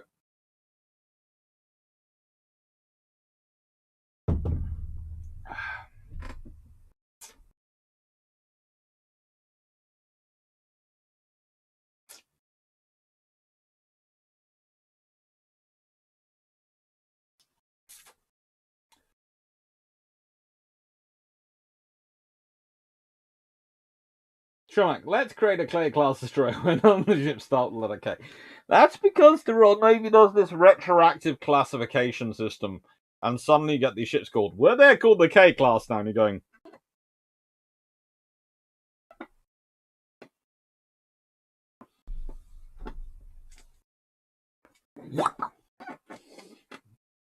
I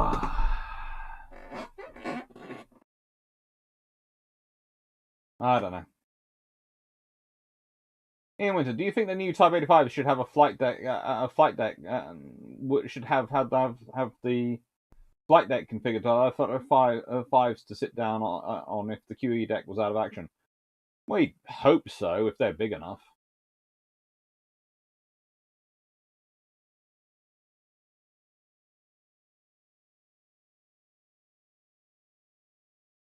Well, the CH-47 Canadian Chinooks are going to need replacing next 20 years. Probably 15 to 20 years, yeah. There we go. So recently some TikTok person is claiming the Roman Empire didn't exist. What would the naval history version of that be? The ocean doesn't exist? Probably the Royal Navy doesn't exist.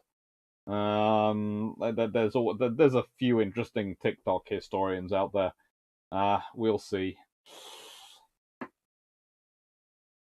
But guys, would there really be much of a delay making the 18-inch gun with the USA already having an 18-inch prototype and had read it that it takes 1 year to make a 16-inch gun?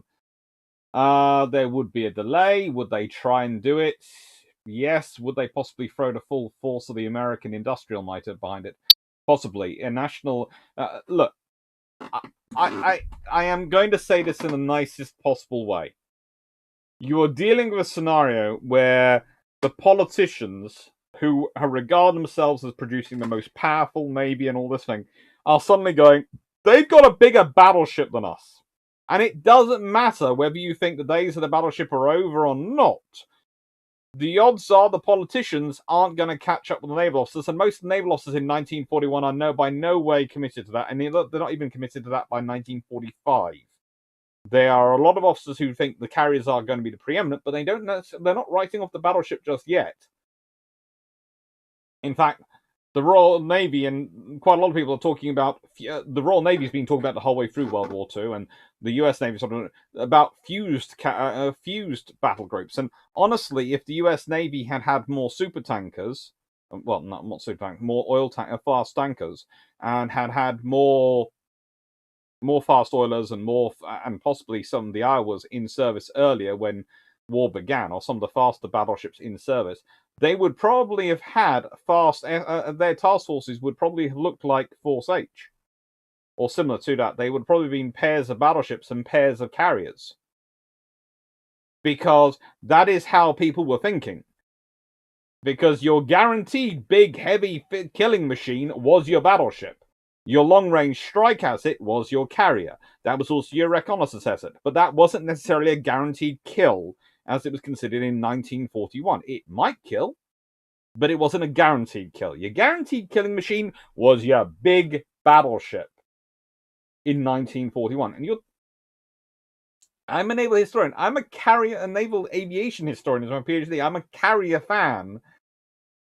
And, Admiral Henderson, the guy who gets the carriers built for the Royal Navy, he was also the biggest person arguing against the idea of using a 14-inch gun for a battleship, because his idea was it rendered it pointless as part of these carrier battleship task forces, and that's what they were thinking about in the arguing most of the 1930s doctrinally. They were thinking about carrier battleship task forces, carrier battle cruiser task forces. The Royal Navy don't randomly produce these forces in the beginning of World War II and go, oh, look, we've gone into task forces. We've just had this great idea. No, they've been planning on it for a while. It's not something which emerges from nowhere. So this is the reality of what we're talking about. And this is the scenario which in 1941, if Yamato appears, and if it's out there and it's next to Akagi and Kaga, and you've got Yamato and Musashi, then everyone's going to go, oh, sugar, they've got a fast carrier strike group, or Shinano, or any of the big Japanese carriers sitting next to those two big battleships. Even if Musashi is not actually working yet, just looks like she might work from a distance, that's going to create an impression that, frick, the Japanese have the biggest, bestest strike group of anyone. Oh, great. And, okay, yes, you go, oh, well, we need a carrier. Well, we do. But you also want the battleship.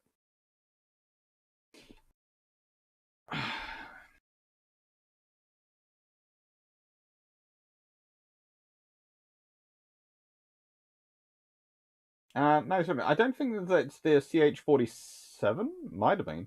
It was. That was evacuation. It was used in evacuation in Kabul. That would be kind of interesting.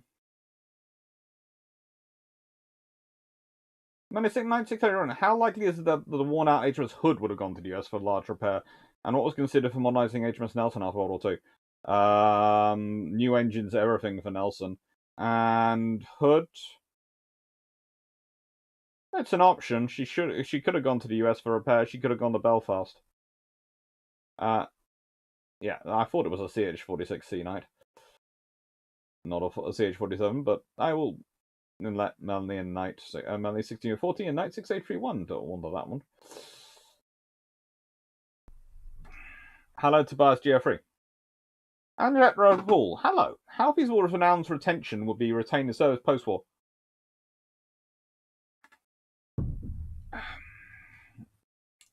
Considering she could act as a carrier escort, she was incredibly worn out. Remember, she now fought in 2 world wars by the time the end of World War II ended. She had racked up a lot of miles. That was not a hull and not a set of engines. And the only way you could keep renown going is if you did basically a Anson style an Anson style what's it called, refit and repair, where basically the only thing that sort of survives is the nameplate. But a nation like Chile, they wouldn't have the resources to keep her going. Jonathan Barrett, before what? But it would be lovely to have kept her going. I'd like to have seen her survive. If I think after Warspite, I think she's the most biggest of the capital ship losses. There are destroyers I would like to keep before. I would keep Warspite or Renown, but if I could, let's put it this way: if I had 8 ships I could keep as museum ships from the Royal Navy in World War II, Renown and Warspite would both be on there, and they'd be fairly high up the list. Illustrious would also be on there. As would Formidable. And, well, the other 4 would be Afridi, Eskimo, Tartar, and no, not Afridi, Ashanti, Eskimo, Tartar, and Nubian.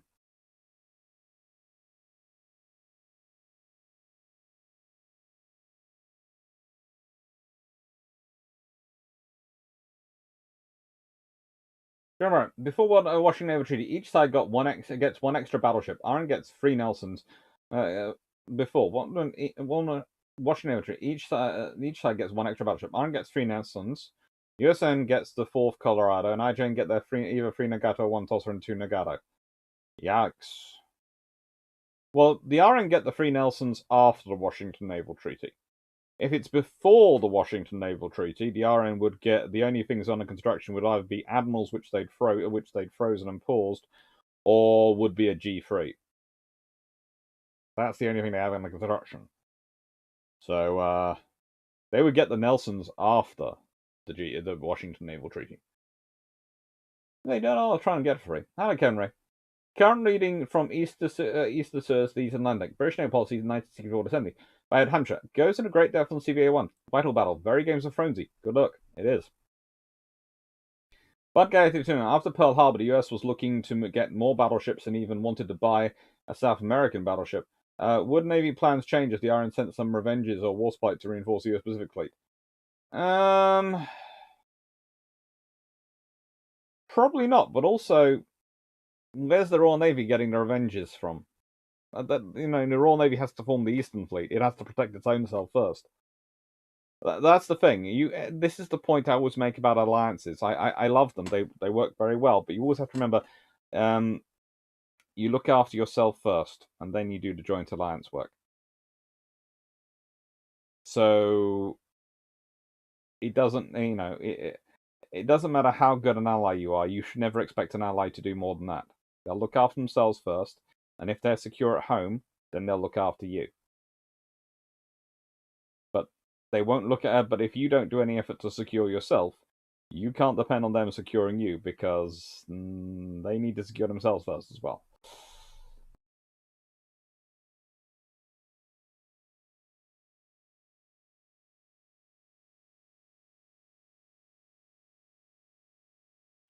Steamlane, if Admiral Cunningham had been in charge of the Japanese fleet attacking Pearl Harbor, would he have done things differently? Well, considering at Taranto he took the battleships with him, at Pearl Harbor, I don't think Admiral Cunningham goes in half-heartedly. I think the 2 waves probably come in closer together, and judging by his approach, if he's got the Japanese fleet, he can't do the night attack option, but he might well go for the 3rd wave, because he's far more happier to go for risks when he thinks it's justified. He doesn't take stupid risks, but he does take calculated risks, and tends to err on the benefit on.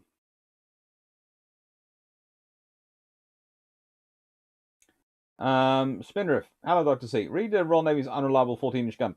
Was it the gun design which was the problem, or specifically the quadruple mount? It was a quadruple mount.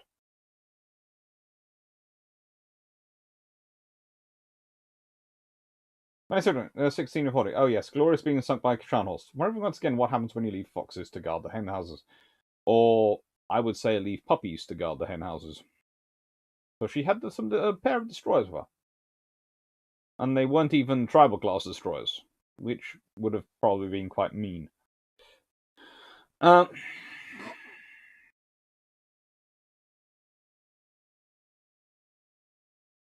George Newman, still too many, 1941 to 45, still too many black Jew admirals wanting to go back to dominant battleships. It's more complicated than that. Yes, there are a few admirals who are like that, but it is more complicated than that. John Luke, got to see how feasible would have been when decisions for KGV were being made not to build improved Nelsons as said. Would that have allowed for faster builds and given the known quality of predecessors?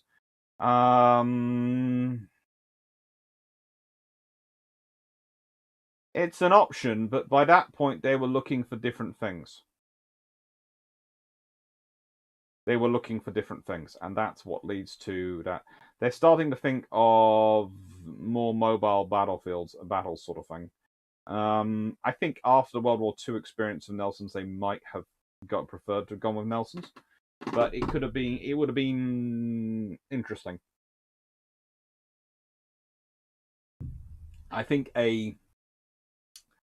28 to 30 knot Nelson, 28 to 30 knot Nelson design could have been an interesting ship.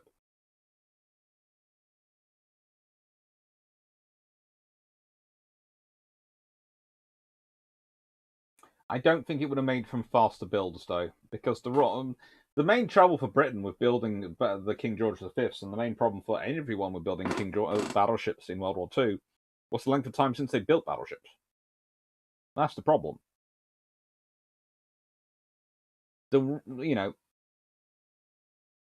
It's experience building it. The more you build, the more you can build them, and the more quickly you can build them. The Royal Navy was lucky; they had got the Rodney and Nelson. And that had given them some construction in the interwar period,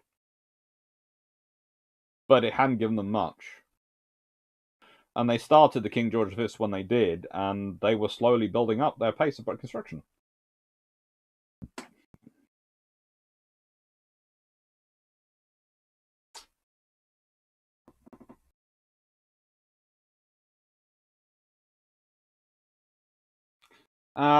In winter, the attack on Pearl Harbor. Would the Japanese have been using some of the bombers to drop mines in the harbor and channel during attack? Potentially, especially if they'd launched a third wave. But guy didn't. If there was no real air power in the 1940s, would World War II last longer or would it end quicker? Probably longer.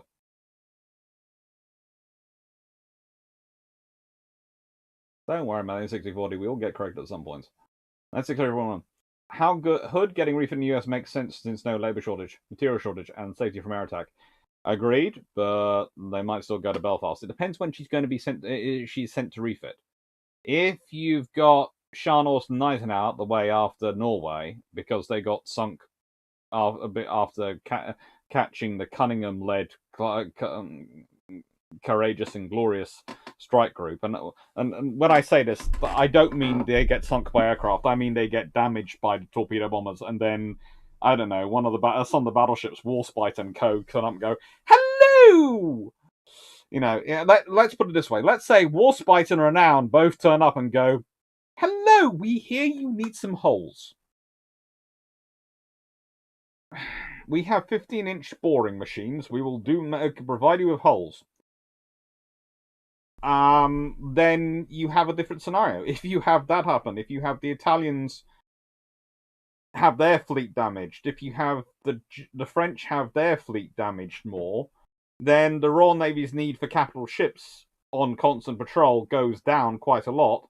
They might maintain them in the UK, do them in the UK. They might do them in America. It depends on the options and what the costs are, what the benefits are.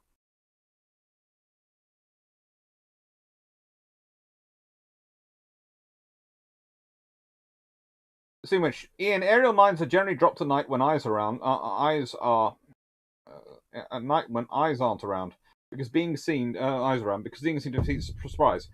Yeah, but if you're dropping bombs already, most people in the confusion of being bombed, etc., won't notice if you drop some mines. So just presume you dropped the bomb short. This is the thing. If you're doing one thing, you can often hide the other. because the humans mostly, when they're under bombing attack, they presume anything that drops from the aircraft are bombs. And they might think later, when the mines start going off, when ships move, oh, they must have dropped mines, but by that point it's too late and they've got a ship sunk in the channel.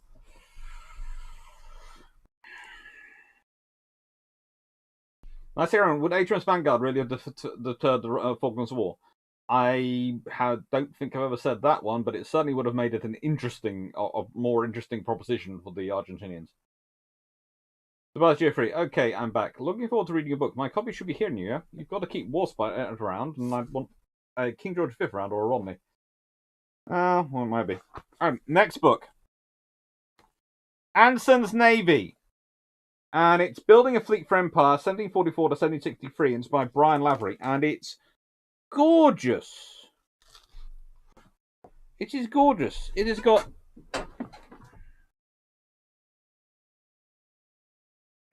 If I can explain this. It's got little sort of maps here. I will try and get it so it's visible on the thing. It's got maps which actually show where all the ships of the line were, and where the squadrons were based, and where they were around the world, and what they were doing, and what the UK one was doing. It's really, really cool. It gives you an idea of the challenges they were facing on their own. It has beautiful, beautiful paintings in it. It's a gorgeous, gorgeous book. Let's see. It's £40 recommended retail price. I'm not sure if it's out yet. I think it is. And it's got these beautiful timeline charts on the cover. I don't know if you can see that.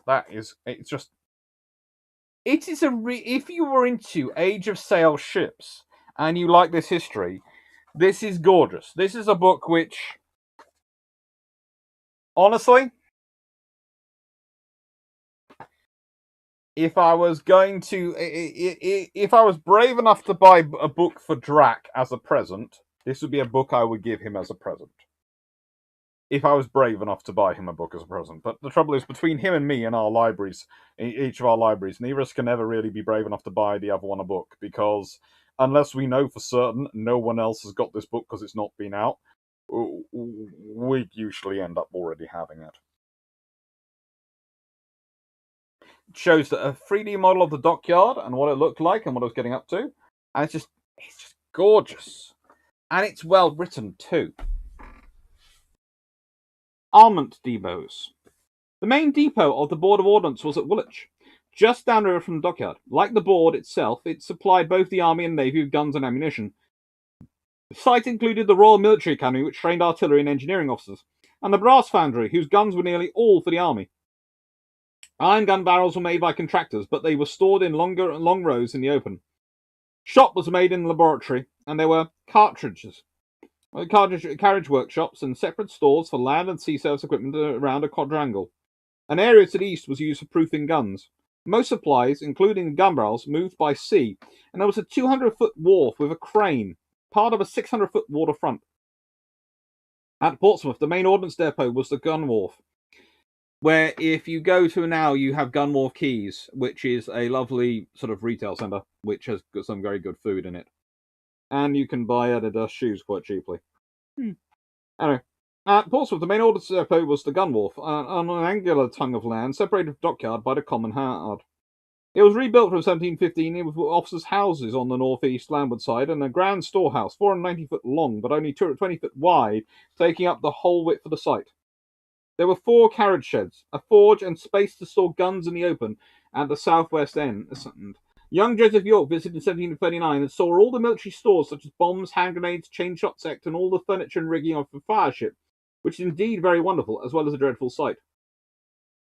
According to Richard Pocock in 1754, it was decorated with 2 Chinese pagodas, 7 feet high, all of one piece of grey granite, bought by Commodore Anson and placed there. The Plymouth Ordnance Yard was in the Morris Yard, just upstream of the dockyard. Roughly rectangular, bounded by the Tamar on one side and by mudflats to the north. It was begun in 1718 and was partially operational by 1724. There was space for storing guns in the open and 2 riverside storehouses, each with a D-shaped basin for transferring the goods, and a straight wharf between with 3 cranes. A Chatham depot, upstream of the dockyard, had a 347-foot by 40-foot storehouse, shorter but wider than that at Portsmouth, and with two towers dominating its facade. The gunpowder was, of course, a highly dangerous substance, but it was stored in a magazine at East Greenwich on the banks of the Thames.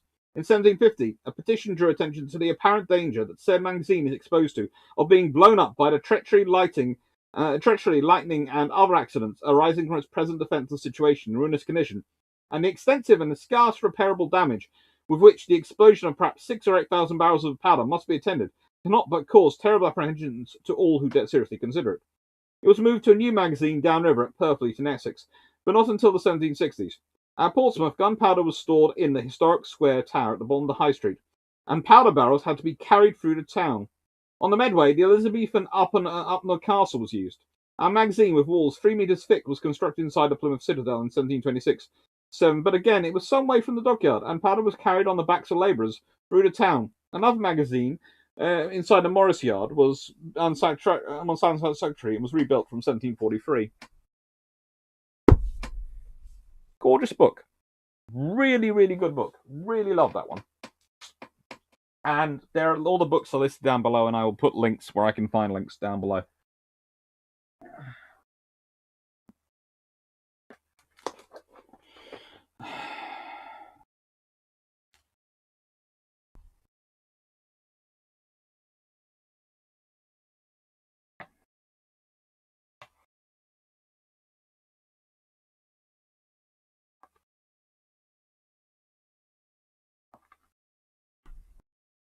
Three Nelson-class battleships. Where did you get that?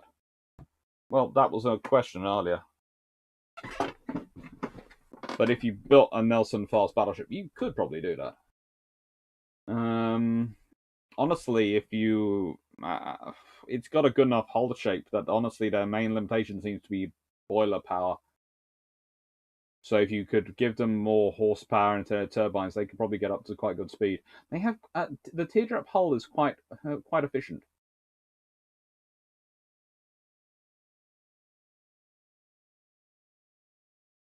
The RN wouldn't have been happy with 15-inch guns either. And the RN wouldn't have been happy with 30-year-old 15-inch guns. Let's put it this way. They were happy by the point to which they were building Vanguard. They were, well, no, when I say happy, they were happy for Vanguard to have 15-inch guns. But there is a difference going on. So let's see. What RN practical and emotional response to Pearl Harbor? The RN's practical response to it was, ouch, this is going to cause us trouble. The emotional response to it was, how do I put it? They were sympathetic, but there was also part of them going, we had warned you. We did tell you that it's what we did at blooming Taranto.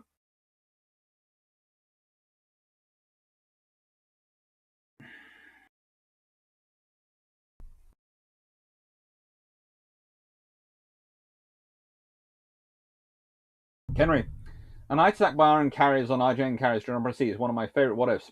Has this ever been wargamed? A few times. And it all, basically, you can end up having a very boring war game, because if you do what Nagumo probably done, you end up going, Nagumo ends up withdrawing.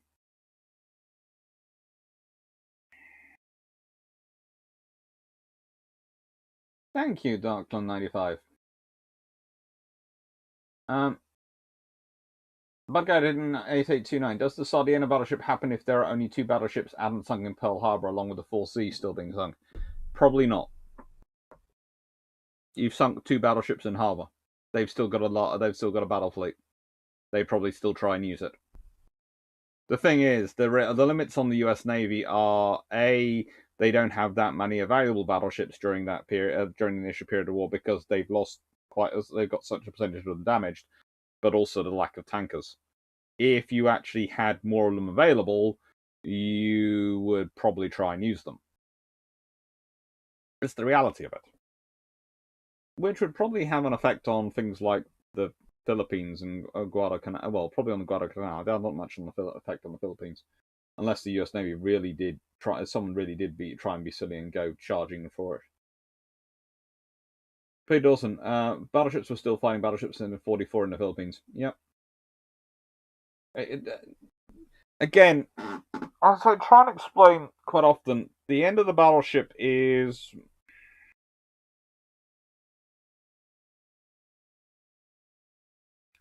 It's not as clearly defined as you'd necessarily think it would be. And it's kind of like most systems in wartime are, in warfighting are.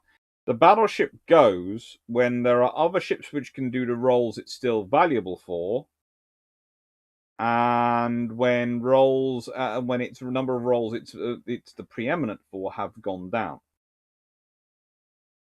So that's the thing. The battleship is still good at doing those roles. The battleship is still good at killing other ships. The battleship is still good at fighting other battleships. The battleship is still... Anything below a battleship doesn't want to come up and fight a battleship if it can avoid it. The aircraft carrier wins against the battleship, not because necessarily they can take out a battleship in one strike, but because they can keep launching strikes from range before the battleship can get into it. In many ways, the aircraft carrier... And people are going to have... The aircraft carrier becomes the battle cruiser, because the aircraft carrier can outrange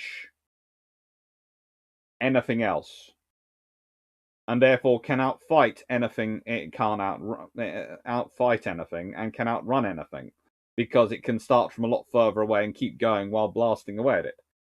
So that's the point of the aircraft carrier. That's why it wins. It's more an extension of the battle cruiser concept of we can outfight anything we can't outrun. We can outrun anything we can't outfight. And the thing is, the aircraft carrier, if it's functioning properly and got aircraft airborne and doing proper reconnaissance and all these things, it's not going to be caught unawares, so it can catch you at longer range. However, if a battleship gets within range of an aircraft carrier with its guns, it's game over. There's no aircraft carrier left. Aircraft carriers do not survive if they're in gun range of battleships. It's very quick and very painful. But the thing is, it's actually getting into that range. So it's traditionally, when we talk about systems going, we talk about them going because something better comes along. We talk about the pre-dreadnoughts, they go because the dreadnoughts come along. And pre-dreadnoughts can't really stand up against dreadnoughts. There's sometimes when they do, but that's really rare and interesting circumstances, enough that we comment on them. But for for a battleship versus an aircraft carrier, it's the air group which makes the difference. And again, if you look at the air groups available in 1939, you would not be going, yeah, we're getting rid of the battleships. If you look in the air groups in 1941, you're probably not going, we're getting rid of the battleships either. You start thinking about it possibly in 1944 with the air groups you have available then. You probably are doing it on the financial reasons of, well, I don't need the aircraft carrier can do all the status jobs the battleship used to do, and it has this long range, and it has the capability of land strike, which the battleship doesn't have the same of. It has all these these extra things it does in comparison to a battleship, and I can only afford to run one or the other, so I'm going to run the carrier. Then it comes a cost argument. It's which is the better capability fit for what you need, not which is the best thing. Because again, down to the air groups.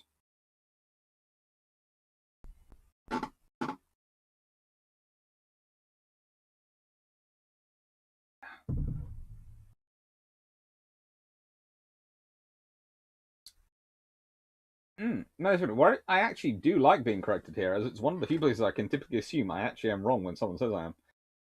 That is an advantage.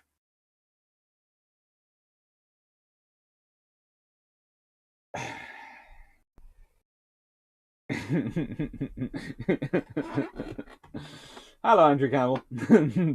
Sorry, the various jokes about Warspite are making me laugh. Knuckle 95, Warspite with a plot armor would beat them single-handedly, possibly. Especially if they were being damaged by airstrike. Constantly constantly trying to convert battleships to the Lord and Savior 15th. Oh, potentially. South Thompson, what spite and renown? Your evening acupuncture appointment is ready. This way, please.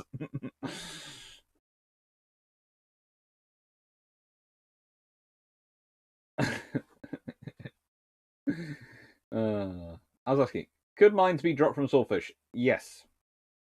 And they actually did plan on that, but again, they didn't have enough swordfish. Remember, the original plans for Taranto involved 36 swordfish as they're drawn up for HMS Glorious to execute. Those are the original ones. Okay? And some of those include swordfish being armed with mines in the second wave. Some of the plans for the actual operation, when you've got swordfish, when you've got eagle, when you've got illustrious and eagle operating together, would have involved some swordfish carrying bombs.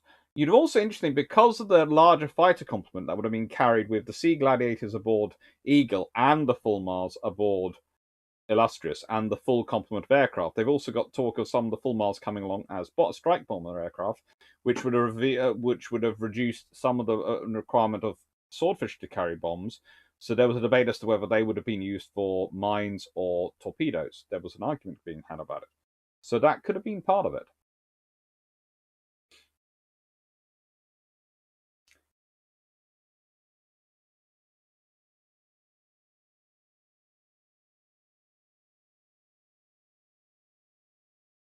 The RAF used the bomb expectation thing early in the war when they had a shortage of large bombs by dropping scrap iron. A cannon that was scrapped in the UK was discovered in the 90s and brought to an exploded bomb.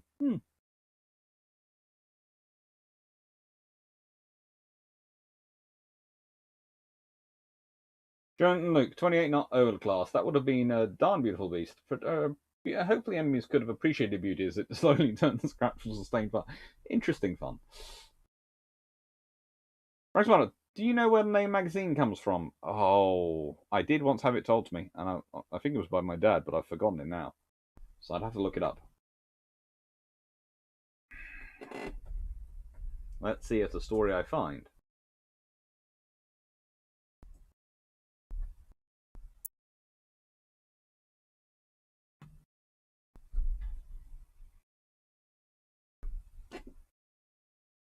The word magazine derives from Middle French magazine, meaning warehouse, depot, store, and from the Italian magazzino, and from the Arabic magazine, the plural of magazin meaning storehouse.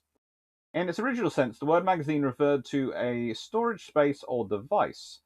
In the case of the written publication, it refers to a collection of written articles. This explains why magazine publications shared a word with gunpowder magazines, artillery magazines, fire magazines, and the French and Russian, adopted from French Marin, retailers such as department stores.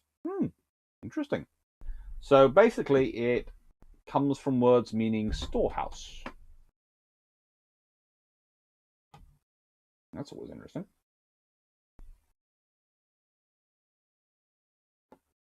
Hello, MC Legend 13H.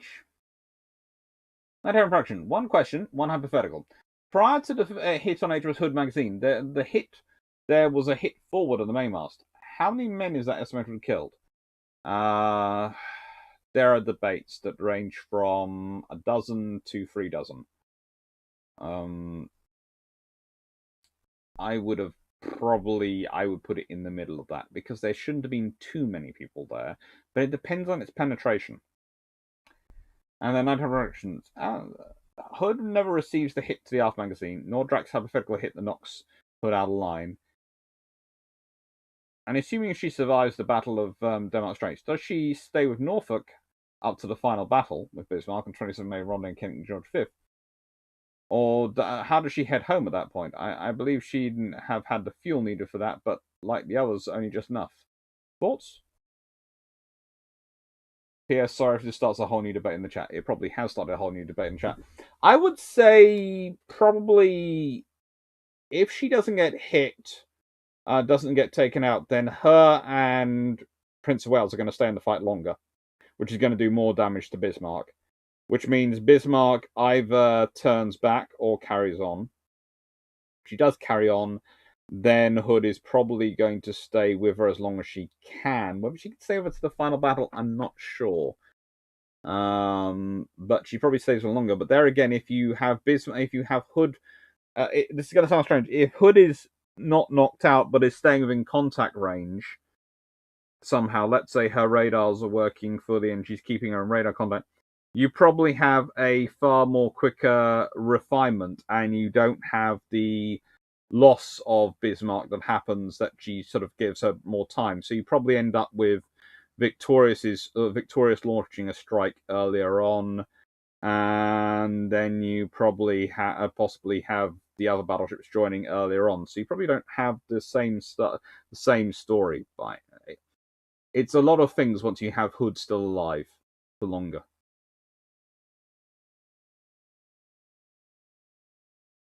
Right, well, let's see. What do you think of the human Halo fleet and the captains they have? Any Covenant you like?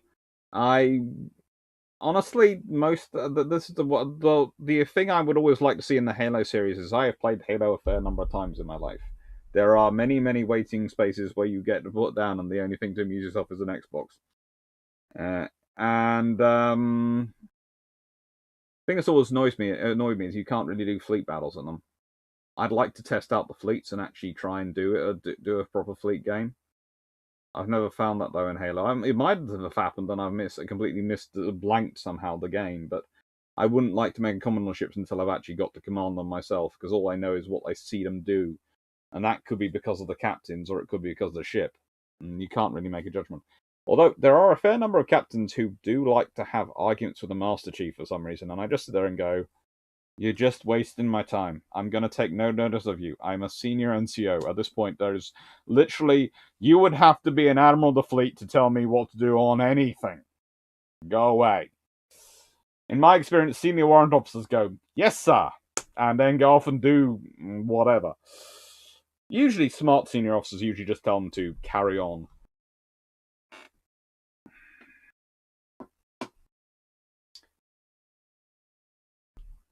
Nah, Sean V, thank you, and happy Christmas.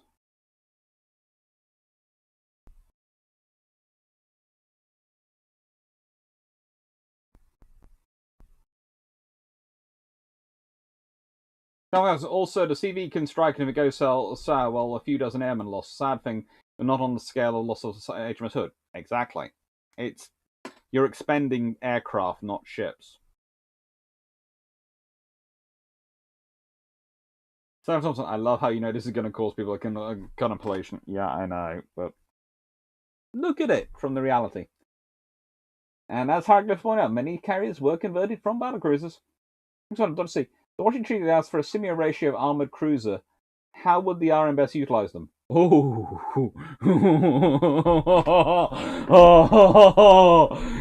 if the RNs allowed some armored cruisers on top of the heavy cruisers, that would make them happy days. That would give them a lot of happy times.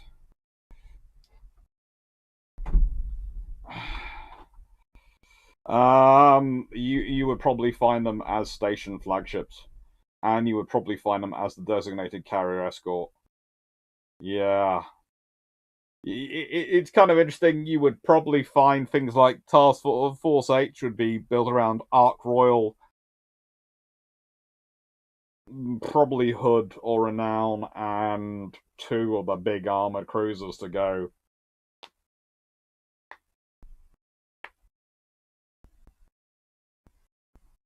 Try it.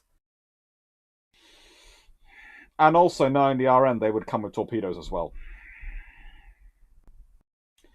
Be kind of interesting what gun they put on them. Probably you would give them a limit of up to 10 inches to keep it comparable to 6-inch. So you go 6-inch guns for light cruisers, 8-inch guns for heavy cruisers, 10-inch guns for armor cruisers. At which point everyone would be going, 10-inch gun is an absolutely terrible weapon. I know. Let's try and build one. Oh, great. Possibly the Royal Navy would go, let's be sensible, 9.2-inch or 9.4-inch those work, 10-inch doesn't. But then someone would be obsessed with going for the full 10-inch, and then everyone gets sucked into it. Ugh.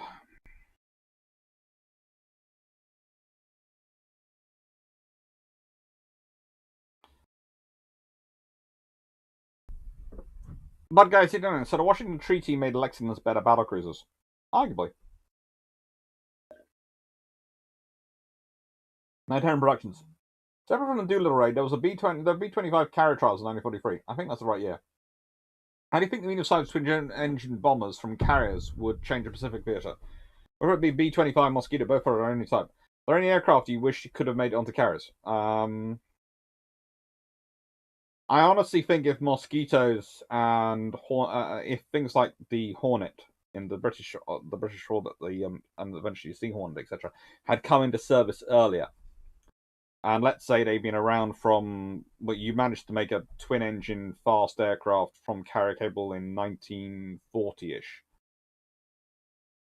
You would have seen a lot longer. The strike range increase you'd have had on the Allied aircraft would have been immense. The speed and engagement range would have grown exponentially, and it would have been a really interesting thing to see what would happen. It might reverse the. As we were talking about earlier when we were looking at the Japanese book, that the Japanese have a longer strike range than the Americans, which is true. It might have reversed that paradigm for the Japanese, because they might have found themselves inside the American strike range, but outside their own. Pardon me.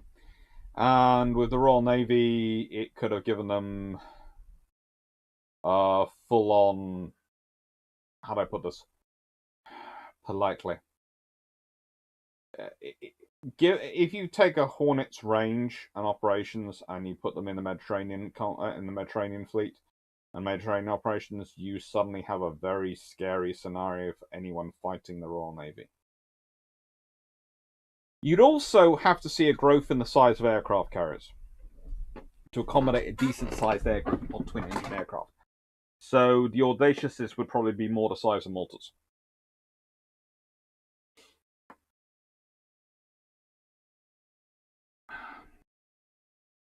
Shimak, do you think Spruance actually intended for San as a fighter for Yamato, or was he forming up a command in case the carriers couldn't do the job before Yamato closed the distance? That's his backup option. And yeah, if necessary, he'll chuck them all in there, because frankly, he can't afford to lose the carriers. So, battleships will have to do it.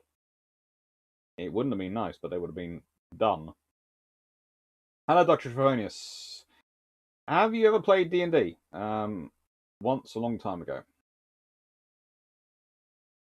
Bad guy tonight. Would you consider the SSN or the SSBN the modern battleship? Neither. Nicest way the battleship was useful to a navy. The SSBN is not useful to a navy. The SSBN is useful on a strategic national level, but it's not useful to a navy. You have to protect it. You can't do anything with it. You do not use the ballistic missile submarine for anything other than carrying the deterrent, in which case that is off there and it is nothing to do with your operations. You keep it as far away from the operational theatre as physically can. In terms of the SSN, no. I do sometimes wonder, the SSN is an ambush predator, like all submarines. It's a globe-trotting ambush predator, but it's an ambush predator. So it's not a tool of deterrence, which a battleship was. It's a tool of warfighting. And it's got good skills, as long as those skills work.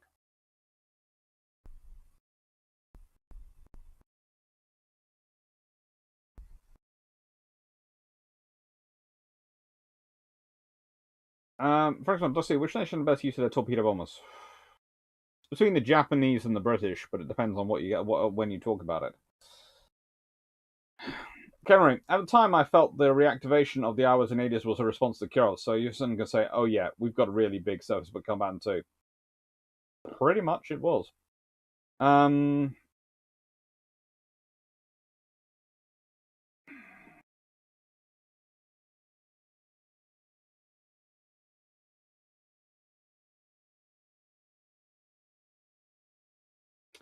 There is a whole movie about I think it's the Enterprise the nuclear-powered Enterprise going back to World War II, and the radical alterations to history that would cause.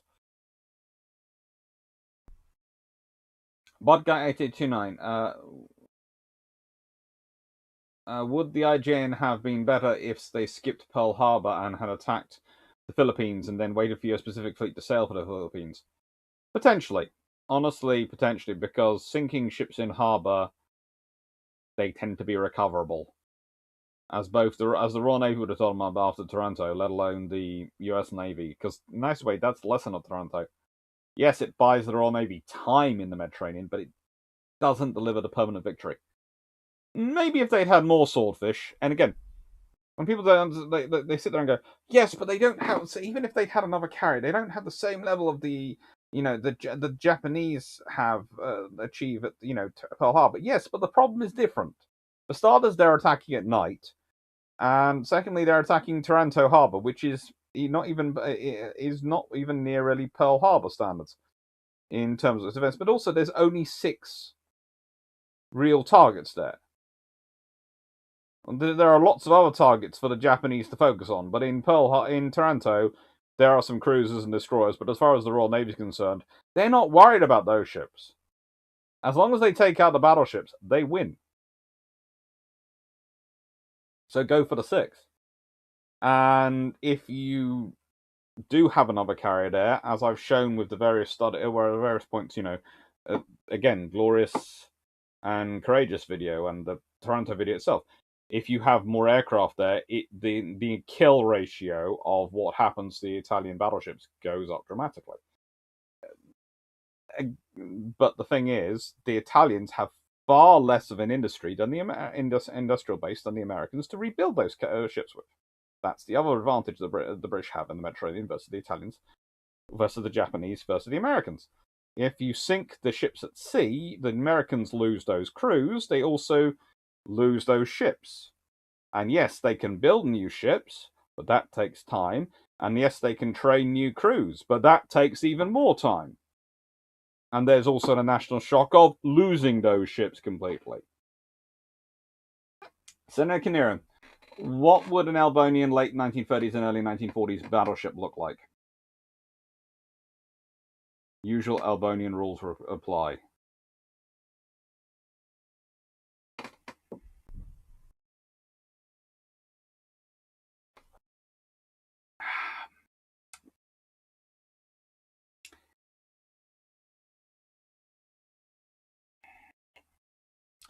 Scharnhorst, but with 14-inch guns. I'm not a fan of the 14-inch gun, as you might have guessed. It looks good on paper. It has some good results, and it does have some capabilities, and I do admit all that. But yeah, if you take the same Scharnhorst design as you have, but you add in 14-inch guns, and it has, let's say, 6 of them, yeah, that would be interesting.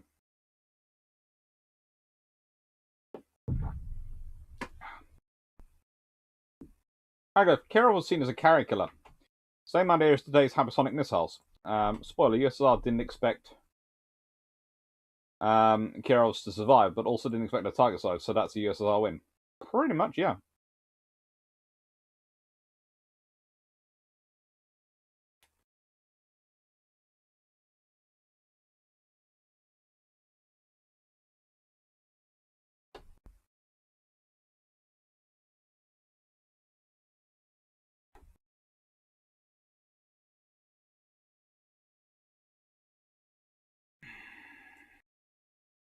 Michael Patton. That's good. Senior NCOs, the people who actually run into the service here named here. Insurers are the people who think they do. Yeah, the admirals tend to run the navy, but the senior NCOs tend to interpret the admiral's orders.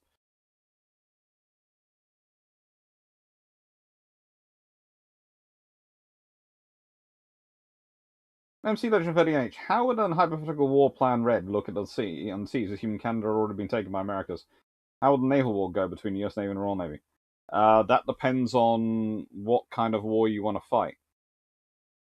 If the Americans go for war plan, have the Americans started the war or the British started the war? If the Americans have taken Canada and gone offensive, then they probably try to go for a strike on the Royal Navy. If they go for a strike on the Royal Navy, that'd be interesting, but are they using the Atlantic Fleet or the Pacific Fleet? And if they use the Atlantic and the Pacific Fleet combined in the Atlantic to attack the Royal Navy, you can guarantee the Royal Navy have some friends coming around the other side. So, War Plan Red is not a good idea for the Americans at any point.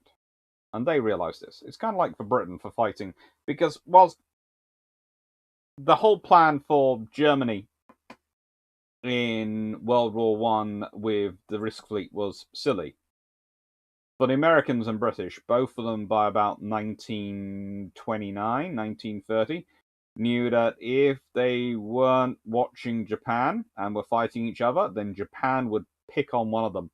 And the Americans guessed it'd probably be them before it was a bit British, because the Americans were more of a problem for Japan than the British were, because the British were mainly the other side of the world. So, yes, they had their empire there, but, take out the Americans first. It's a hypothetically War Plan Red ends up with probably a fleet battle at some point. It's either going to be High North, Iceland area, or the Azores area. It's probably not going to be mid-Atlantic, because there's nothing there. And because if you're just charging each other mid-Atlantic like that, it's going to be a bumpy fight.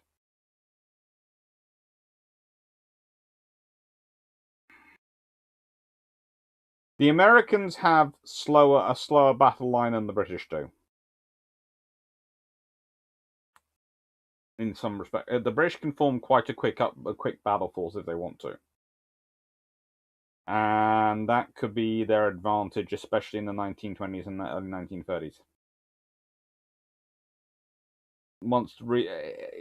It also depends on what kind of building program has happened. Because if War Plan Red does happen, you probably are talking about a scenario where the Washington Naval Treaty never got enacted, and some really idiot politicians got in charge on both sides. In which case, you probably got G3s in the RN service. The U.S. Navy may or may not have got the funding, because just because they're doing the aggressive moves and look like they and managed to end up in war doesn't mean U.S. Congress has actually remembered to fund the U.S. Navy. So the U.S. Navy could still have been cut. Whereas the Royal Navy probably, whilst it won't be enjoying wartime levels of funding, will probably still have slightly more than it does historically. And that it could have even gotten them. It could have even got some of the battleships in service as well, the M3s. So, yeah, it's not a scenario which I like for the Americans initially. I think due to their industrial capacity, they might well have long-term capacity. But there again, the British might not be prepared to fight a long war. The British might go straight for a short war. And that's the thing. If you're talking about Germany invading America, that's not likely. They don't have the resources.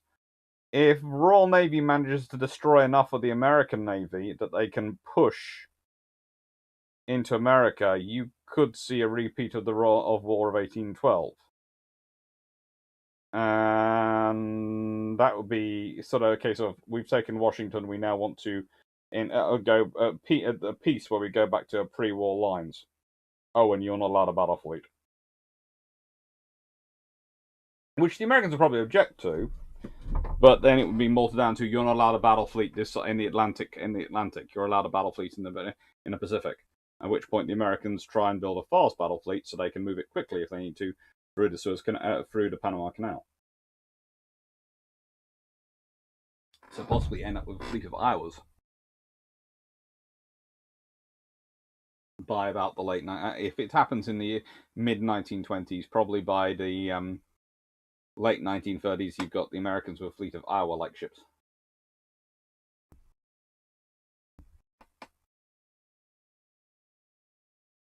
Johnson, 9.2-inch cruisers never die, and the 12,500-ton maximum displacement of the armored cruisers. Sometimes. Angent repels. Armored cruisers as carrier escorts. Short of building new armored cruisers, I don't think any of the surviving armored cruisers would be capable of the speed for a bar a full rebuild. Well, that was the thing. As the question was, what would you do if your armored cruisers were part of the Washington Naval Treaty? So therefore, you would have new build armored cruisers.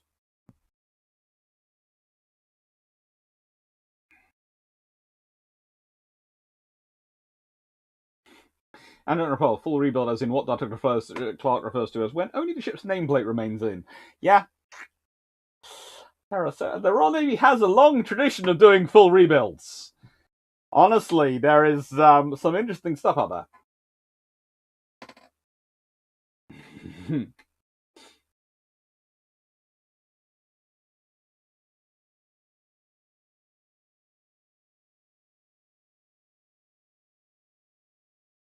Grand Duke of Mecklenburg, Shren, I can't see most of the early war British carriers being good for twin engines.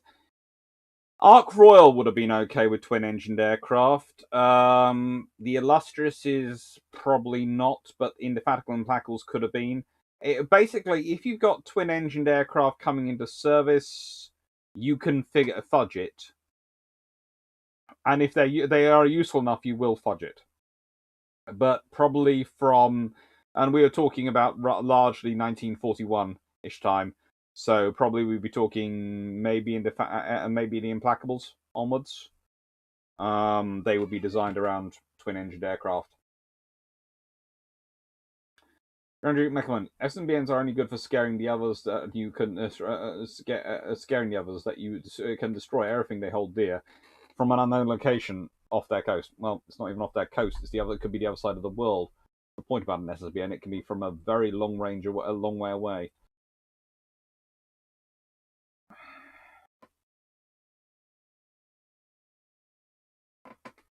Schumacher, I think a retreating armored cruiser. I think you have a lot of ships with suspiciously spacious turrets and an interesting array of 12-inch guns at depots for unknown purposes. Potentially. Thompson, the movie is The Final Countdown. Thank you, from 1980. Thomas Green, that movie was The Final Countdown, which featured the USS Nimitz on the shakedown cruise. It was the Nimitz, not the Enterprise. I always thought it was the Enterprise. Oh well. Bijan, main armament of ours in 1980s was a Tomahawk missiles, which were likely nuclear armed. Hence the US Marine Corps attachment award. No, again, doesn't surprise me.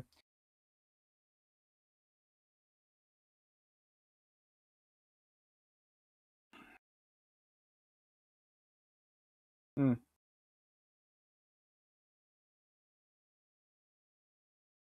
That is the sad point. They were sucked back before they could take on the Japanese.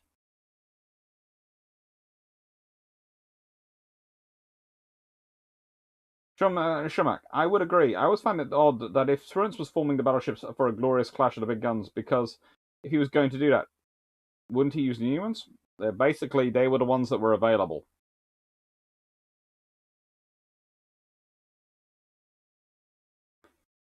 S6831, how would the IJN react if they knew a refit hub was leading the British Pacific Fleet? The same way they reacted when the British Pacific Fleet turned up. Oh, great. By that point, they'd already had enough hammering from the US, and there's some places who are going, yeah, they have even more ships out here now.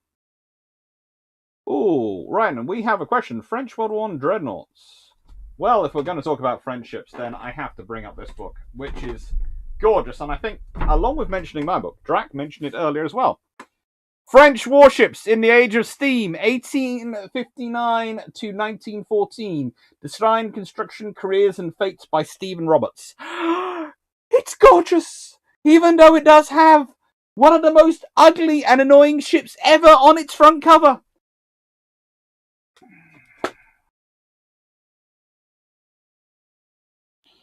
And yes, it is the battleship Brummus.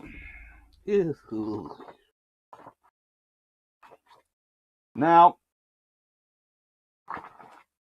this is the sort of book which you go through and go, ooh, ooh, ooh. And then you realise it's being built by the French Navy and you go, oh, that's not going to end well. And it doesn't. You know, it's how can history be disappointing in real time? Okay, let's do this, class. It looks like a nice ironclad, right?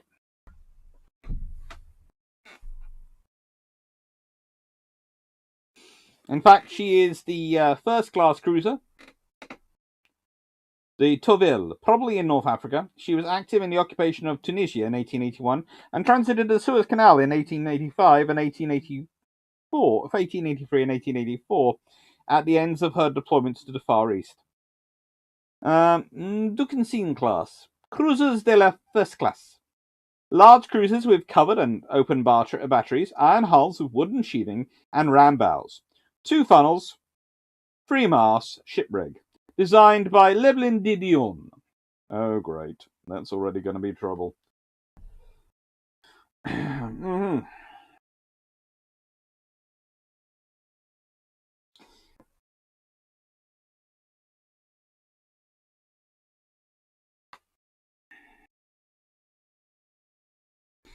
Now, the fact is, let me just explain the issue for these ships. Okay, these are supposed to be ships of the same class. So dimensions in tons. The characteristics are based on a device of Duquesne dated 8th of the 7th, 1879, with machinery data for Tourville from the device of 4th of the 7th, 1879. So they're the same year. Dimensions in tons: 99.64 meters waist length, 1.65 meter ram waterline, that's waterline length added on, and then 101 meters, 1.58 meters perpendiculars. Now, Duquesne had 1.700 NHP with a 7,200 IHP designed at 80 revolutions per minute and 2.25 kilograms per centimeter squared boiler pressure. However, Tocqueville had 1,700 NHP with 7,200 IHP designed at 78 revolutions per minute. Notice there's a difference there going on. At again 2.25 kilograms per centimeter squared boiler pressure. For some reason, Tocqueville, which is the one which can only do 78 revolutions per minute, can do 16.89898 knots at 76.4 revolutions per minute and 2.582 kilograms per centimeter squared boiler pressure. However, the Duquesne, which is the namesake of the class, can do 16.858 knots at 80.76 revolutions per minute. So she's going slower at more revolutions and 2.49 kilograms a centimeter squared of boiler pressure.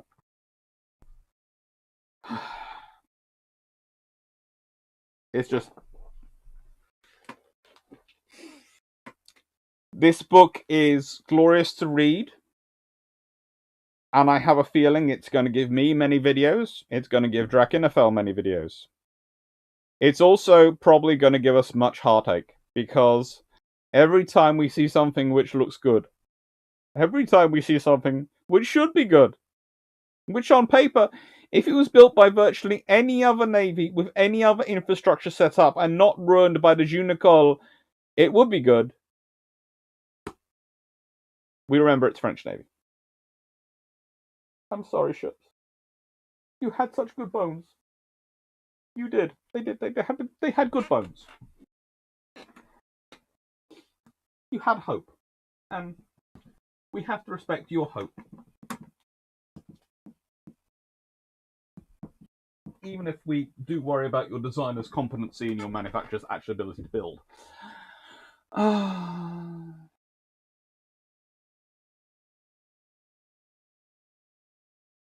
Thank you, Stafford.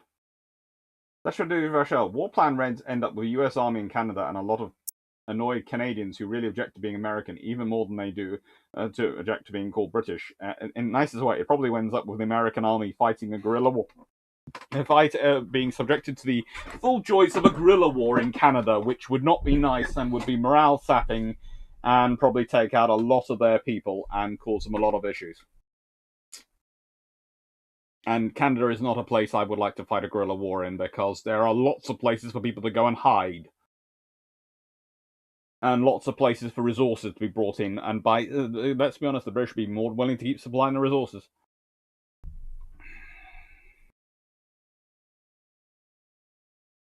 Now, Tigger, I'm not sure if you answer this, but if the ferry full spearfish with fixed controls that made a good AEW platform, probably not.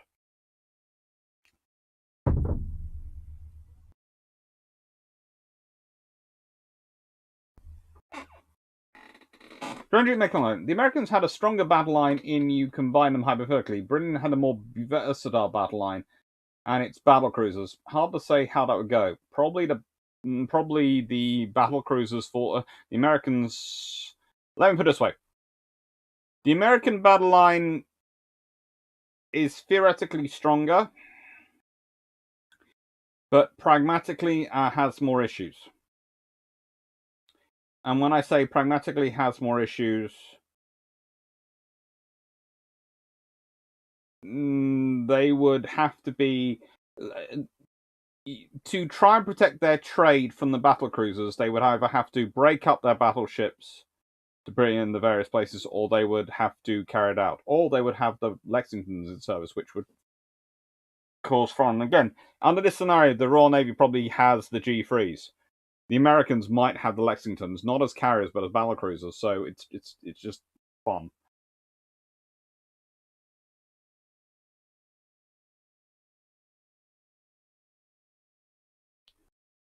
There's honestly, don't idiotic politicians always get into government? Sometimes you actually have to be quite smart at politics to get into government. It's just sometimes you turn out to be really terrible at foreign policy. Like, guys, would the US still get involved in World War II if there was no Spanish-American War? Probably would end up into it.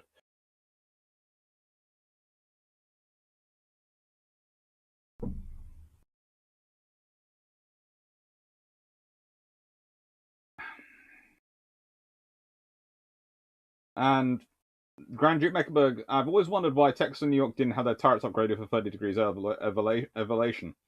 Well, as Trent Glengo's put it, quite coincidentally, they didn't provide the money.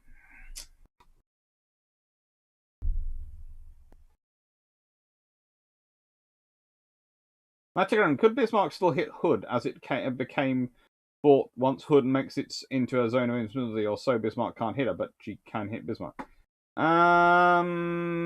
But potentially, but it becomes an interesting scenario.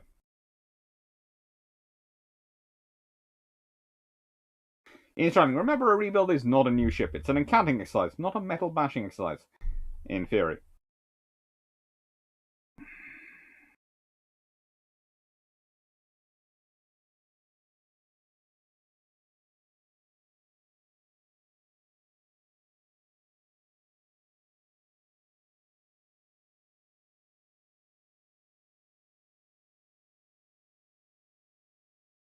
Mm-hmm.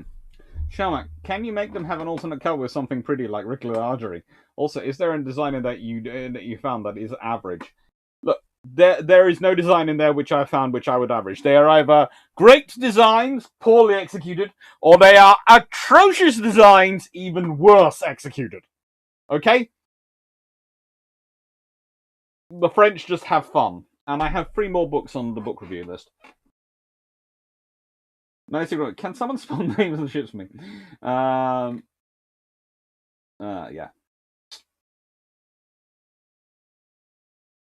Mm-hmm. Sorry. I'm going to be annoying, but Foxy is back, it seems. So, no, I won't put that down there, because... right, these are going in... These are the other books to review. I'll be back in a second, but I just heard crumble.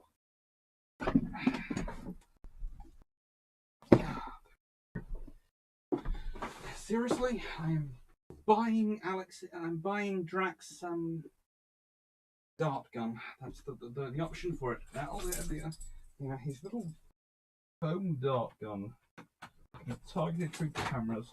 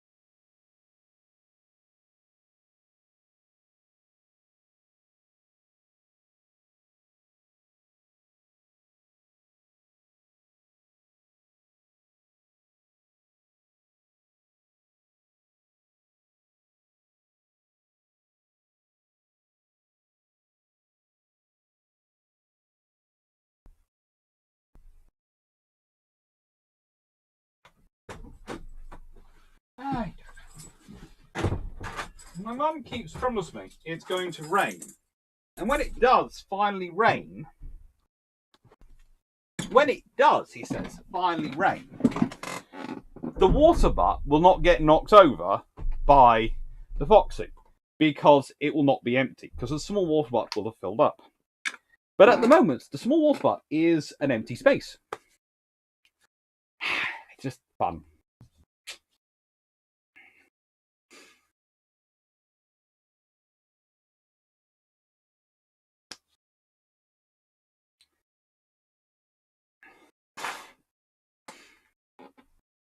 Interesting. Different pitch on the props. Something different in those ships designs. Darius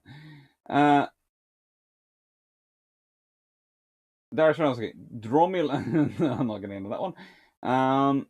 Interesting. Now let's see how good the U.S. Army record of that kind of warfare is. Depends. They have Roosevelt leading some cavalry. Vision. Battleship New Jersey did a video on war plan, right? Oh, cool. I'll have to look at it at some point. Thought Canada had best plan and would likely be with Great Britain win. Canada would seize border cities to Seattle to Portland, Maine, before the U.S. Army gets moving. That quite probably, because the Canadians were organized, and what people don't realize is some of the nations which have the reputation for being the nicest people, it's like Britain is this reputation of being so gentlemanly and polite. They're all ladies and gentlemen. And Canada, so nice and polite, are absolutely ruthless when it comes to fighting a war. They have absolutely no qualms. They will do whatever they need to do, and it will get done. And you sit there and go, yeah, it's all a facade.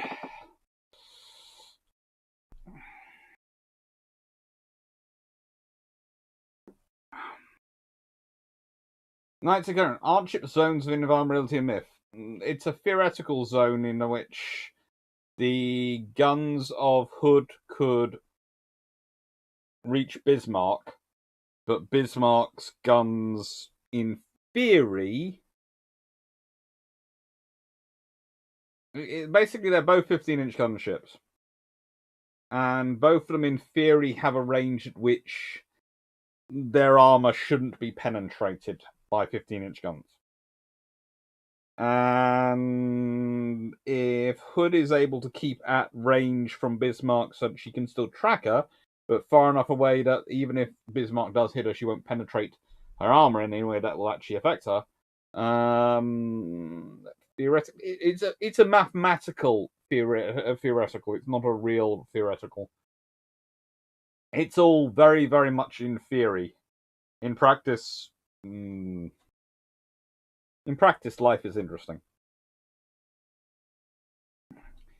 Palatsky, is there a literary recommendation for the Dunkirks? I think there's actually a good book on Dunkirks, but I don't think it's out yet. I know I've seen one being discussed, but I haven't seen it actually come out in paper.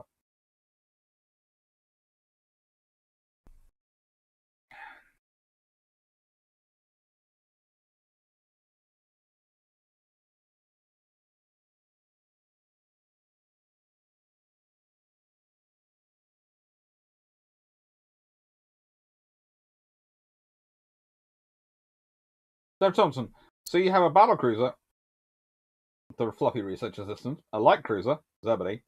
You need a destroyer for your little force.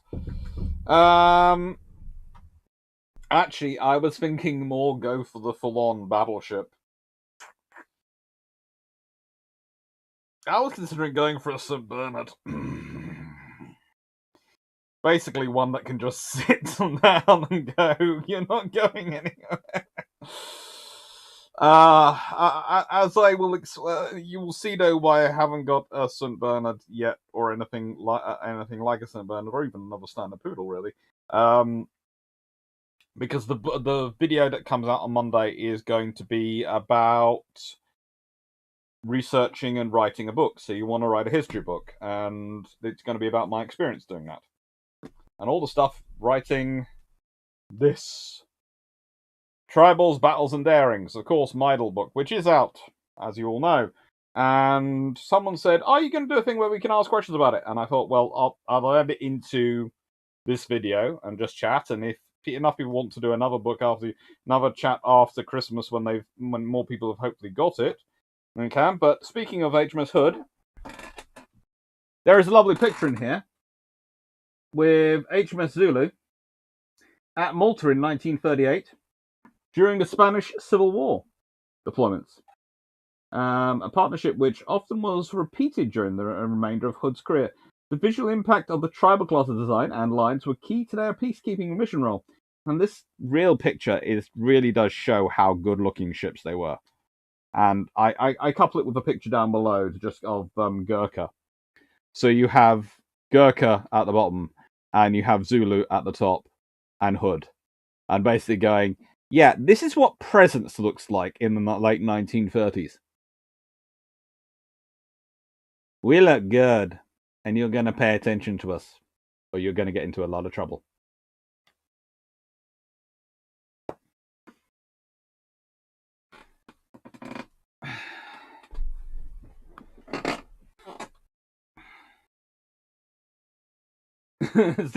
Please don't wait. We can use the healthcare and medicine rights.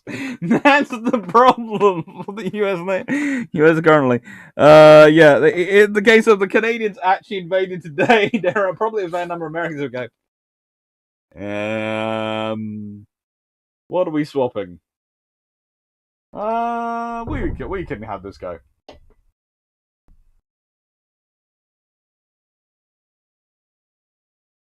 Melanie, I'm not going to try and pronounce that. I'm not here for the tongue twisters, and that's just going to torture me. How much wood could the guns of Hood should if the guns of Hood should wood Hood? Yeah, that's just confusing me.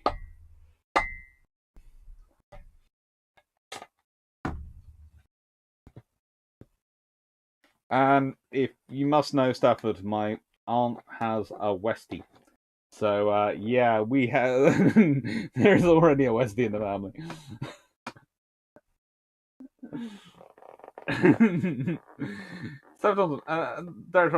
Yeah. That's awesome.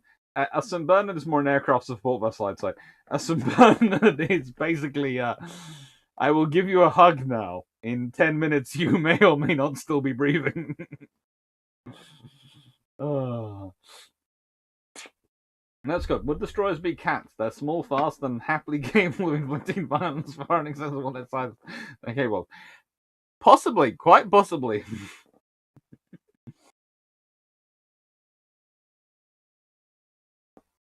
That's here, and the problem with having Hood or Vanguard survive the 1980s is the crew problem. True.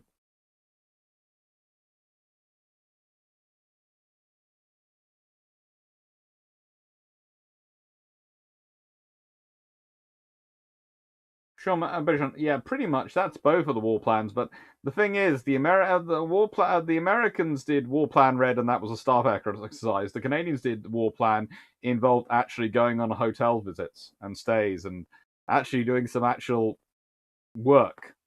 Because for the Americans, War Plan Red was actually going to war with the British.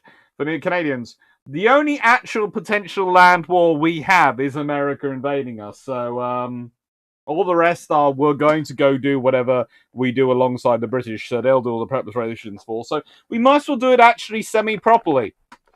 Fancy a holiday, everyone? Yeah.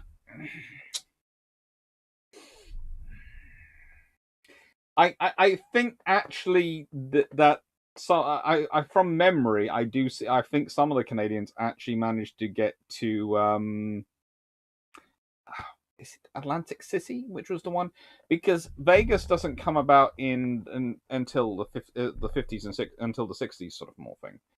But the casino heart of America was the Atlantic City at that time, wasn't it?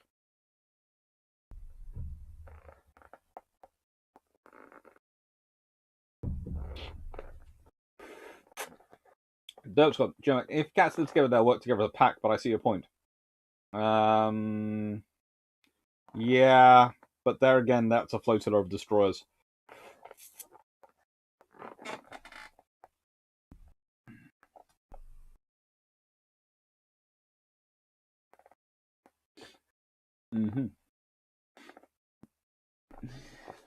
Joking, cats are not pack animals. They hunt separately.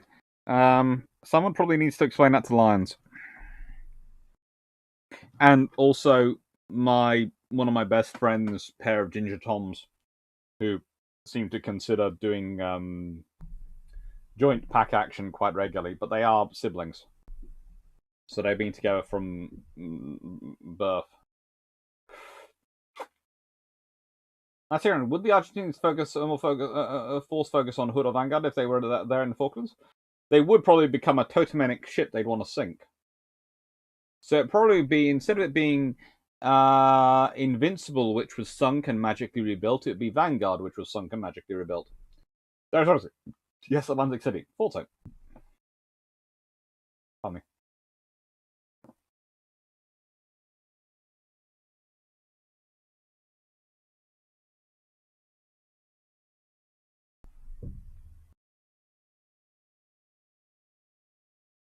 Mm-hmm.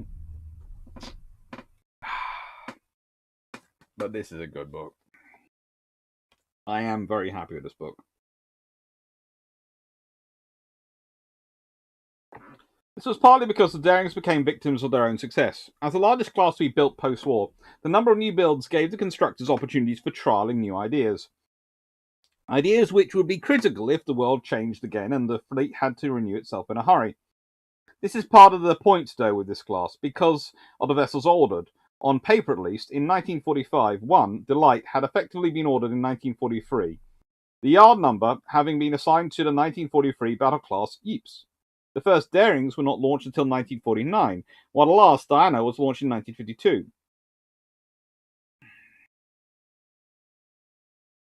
Commissioning took place over a 2-year period from March 1952 to March 1954. Almost a decade passed from the stroke of a pen on an order sheet to the emergence of fully commissioned ships. It was a long time to be at the mercy of changing naval constructors and sea lords. How did these large destroyers come to be built in the face of constant worry of their size and cost? To begin with, as the tribal class, these vessels were thought of as different from destroyers, not quite ordered in daring flotillas, but not far off it. Indeed, for much of their service lives, they were not counted as being part of the Navy's destroyer strength, but in a category of their own. Secondly, while many wanted to return to building proper destroyers in the sense of small, fast, torpedo attack-oriented ships, no one could really agree what was to be cut to make that possible. If the height of the mast was reduced in order to reduce the beam, the radar and gunnery officers would be upset. If the size of the engines were reduced, the fleet air arm would be upset, as the new ships would not be fast enough to screen their aircraft carriers. Lots of different groups that were keen to be for the smaller, cheaper, easier to build ships, but it would be at the expense of the capabilities which mattered. To them. Furthermore, a return to peace had halted the flood of specialist ships, and this had registered with the Admiralty. What was needed was a well-armed all-rounder, proficient for anti-submarine work, but equipped with anti-aircraft firepower and the capability to destroy surface or land targets. For those making the case for the smaller ships, it must have been frustrating when reality and pragmatism got in the way of the pursuit of the more specialist destroyer type. The Daring class were always built to offer a wide suite of capabilities. The standard design is always based around the three guns with the anti-air, anti-surface, and anti-land capabilities. Everything else is built around them. In the 1950s, the Mark 6s could fire shells up to 14,000 yards at an elevation of 80 degrees. At an elevation of 45 degrees, they could reach nearly 21,000 yards, or 19 kilometers, which is in excess of the pre-war calculated maximum effective cruiser fighting range. These were excellent weapon systems, which needed to be provided with the best possible platform to enable them to live up to their capabilities. Therefore, the hull, in length and breadth and depth, was of destroyer proportions, as defined by the needs of the guns, but crucially, in terms of politics, was not a cruiser. The Daring class were built in peacetime for both war and peacetime duties, for example, for using naval diplomacy, either as a deterrent or to shape potential conflicts. This is clearer when some design aspects of the vessels are considered, and they demonstrate how they are built for the deterrence of war. An electric galley, fluorescent lighting, and laundry are not cheap, and for a ship which was still to make use of depot vessels, where normally destroyers would regularly restock and get a lot of their hotel functions carried out, but they offered facilities for taking on the cruiser roles of diplomacy. This was augmented by the three structures of the vessel. First was the stepped forward structure, containing the Mark 6s, and 2 Stag 40mm weapon systems, and a large open bridge of a new design. Up until the Darings, all destroyer bridge structures had been based on the design of 1936 H-class, with the principal director and the base of the tripod radar mast that rose high above it all. The forward funnel, fitted with a cowl, was enclosed within the lattice mainmast. Lines were solid, angled, and stylized, demonstrating great attention to detail, all of which sent an important message that if this was a nation prepared to invest in appearance, imagine what it would invest in fighting. Next was the first torpedo launcher, followed by the middle structure, which contained the second funnel and a single non-Stag twin 40mm. There followed another torpedo launcher, and the aft structure containing the auxiliary director and third Mark VI. Finally, between that and the stern nestled the Squid anti-submarine mortars.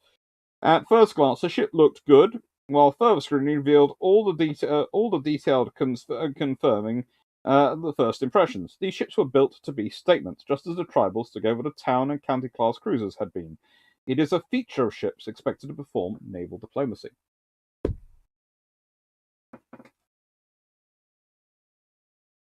I like this book. I know I'm biased, but I do like this book.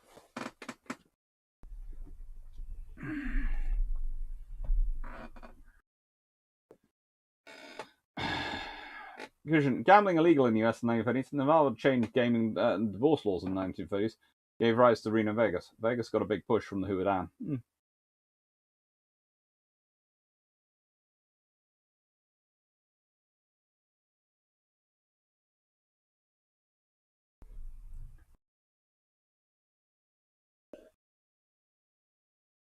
Jonathan Barron. Well, I have a lack floppy research assistant somehow. They come up occasionally.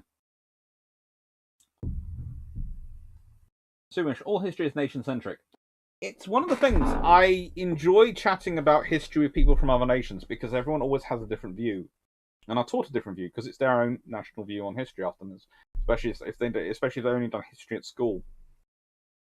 And I love going around museums in other countries. If I get the chance, I always go visit the museums because I like to see how the things are displays are situated. And it's one of the things I want to do once COVID really sort of does clear up a bit. Is I want to do some more traveling, and I want to go and see. Well, there's of course America and Canada. I want to go see some of the reserve warships. HMCS Hyder and me. I've got an appointment at some point. In fact, I have to say, my dream is to do a book event on this book on HMCS Hyder. But if I ever get a chance to do that, I don't know. It would have to be in the next year or so for it to be considered relevant, but I'd love it. But it's, you have to do. You have to go see these things. You have to go there, and when you're looking for the museums, it always is from a sort of their perspective. And a war can be really important to one nation, and to another nation, it's a sideshow. It just doesn't matter.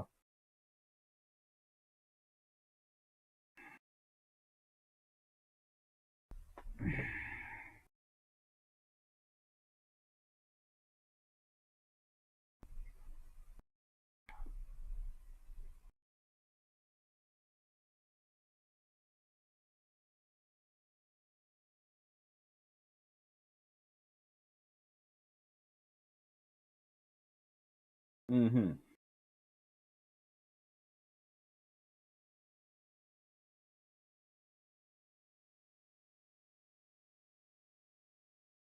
Grand Duke of Mecklenburg. If Caruso ran into Johnston, Hill, Sammy B, and Herman, but they were all tribals instead of Fletchers and a DE, would Creed's confusion be justified, since tribals and DDs aren't DDs but really fun-sized cruisers with a severe case of bloodlust syndrome? They certainly would look like cruisers from a distance because they've got the gun layout and layout of cruisers. That's the thing. If you're looking from a distance, you see a ship which is built around 2 funnels and which has 4 turrets, or 4 gun positions you can see. It looks like a cruiser. You'd think often what people mistake tribals for is they think they are further away than they are, and they think they're cruisers. And that's one of the joys the Royal Navy had with the Arethusa class, especially because if you had the Arethusa or the Town class operating with tribals, people would look at it and go, well, we know a Town class is in the area, that must be a Town class. And it actually was a tribal a lot closer.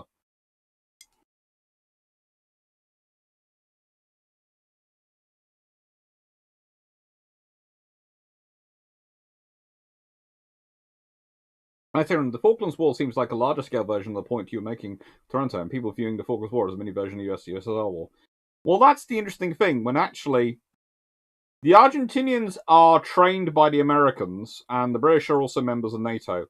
So really, you've got one side's interpretation of the American interpretation of NATO doctrine guiding what their view is of warfare, and you've got the British interpretation of NATO doctrine as it's applied in the Falklands War, sometimes heroically badly.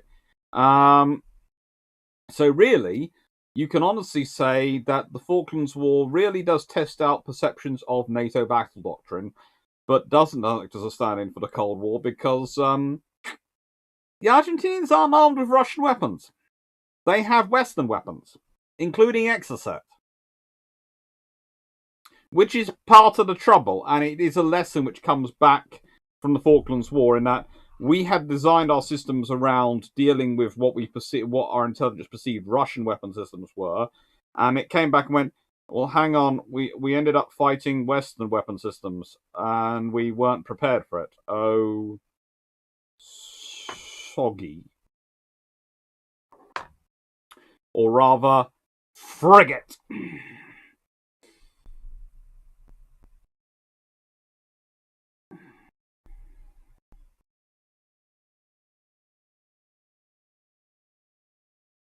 Grand Duke of Mecklenburg-Schwerin. General American view of history. British bad from 1763 to 1812. Unquestionably good from 1914 onwards. America doesn't remember it was closer to France till World War II.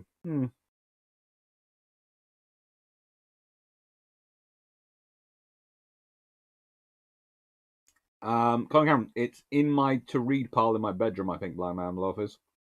It's the one I think it is. I think.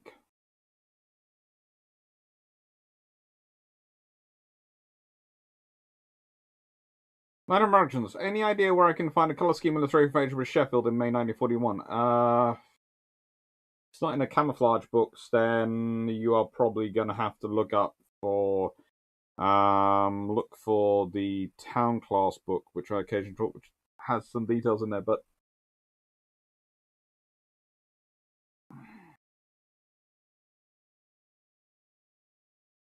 you might want to check out the Force H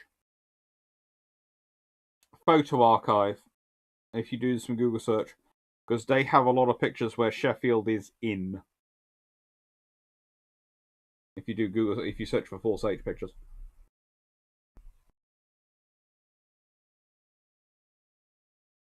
That's good. The war between Zanzibar and the British Empire. Very important to Zanzibar as it was the end of sovereignty. To the British, it's a bit of a joke because it lasts 38 minutes.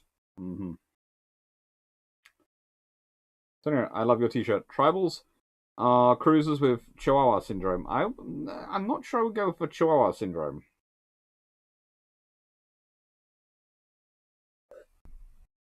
Having taken Zebedee for a walk on a few occasions, that's the trainee assistant, fluffy research assistant, I would say tribals are corgis. They have no idea they're small dogs. No concept at all. No idea. As far as they're concerned, they're a Great Dane, and no one's going to change their mind on that.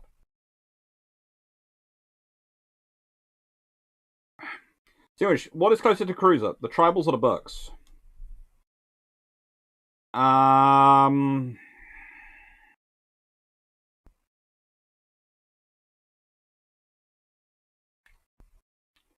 To make a decent cruiser out of Burks, you need to grow it a bit and just add some, probably just add a few more missiles.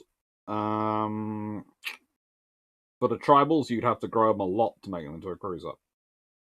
But they fit a cruiser for the role. So I'd say as Conceptually, I'd say as the tribals, but as built and as operated, the Burks.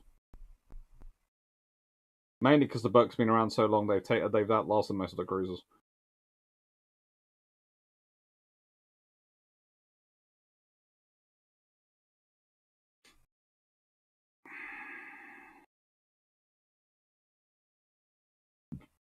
Night Americans, you mentioned tribals at distance being confused for cruisers. Is that what happened to Langsdorff at the Battle River Plate? I've heard he mistook two Leanders for destroyers.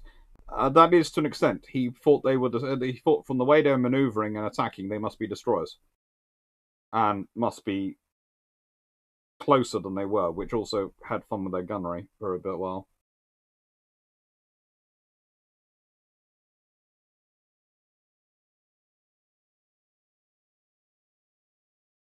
So anyway, you once said that the Falkland War ended on that day. It ended one way or another. Pretty much, because the British were facing a timeline forced by logistics and reality of keeping their fleet at. So either the Argentinians surrendered, or the British were going in hard into Stanley. And there was a gun line being prepared of surface ships to go and provide fire support. They worked out which ships still had ammunition aboard, and everything was being surged, and the battle for Stanley was being prepared. It couldn't have gone. They couldn't have kept it going on for much longer. They had another reinforcement fleet coming south, which was centered around Illustrious and Bristol, and that was coming south with a vice admiral aboard. And the thing is, they all knew the moment that got there, then Hermes, Invincible were both going to have to head home. And so quite a lot of the surface escorts, because they were out of missiles, they weren't out of missiles quite yet, but they were running low on weapons, running low on spares, and they were being bashed by the sea. And also, that's the thing, the storms were going to hit quite soon. The weather in the South Atlantic was going to get impossible for operations to be coherently conducted. Again, how do you think the Iron would do around Guadalcanal?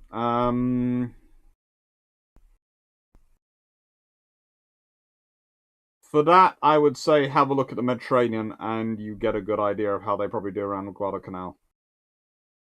There are some, and Norway, they do quite. If they can control the pace of operations, they do well. If the other side takes control, then they can have problems. But I would. My view is the British would do it not so dissimilarly on land to the Americans, but at sea you would probably have things like tribal class destroyers and the L class and the RFUsers taking the lead. And you certainly, especially if you've had the war experience already, you wouldn't have had any captain going, I'm going to keep my ship going in a straight line. Because literally all they needed to do to stop that battle turning into the losses it was all they needed to be doing.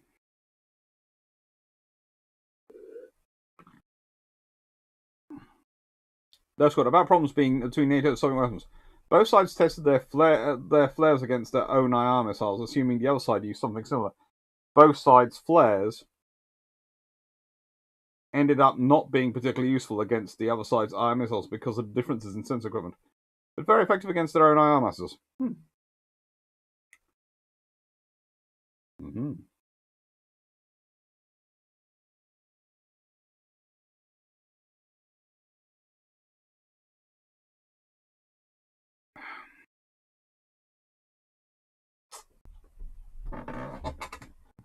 Kenray, the tribals are corgis. They have no idea they're not a big dog. I had a corgi. That is 1,000% correct.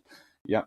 Hello, Dan Freeman. Appear to be 3 hours late. Even watching 2 times speed, Doug. So I suspect I will fail to catch up before the end. You never know. Seamish, great, nice answer. Great to agree for once.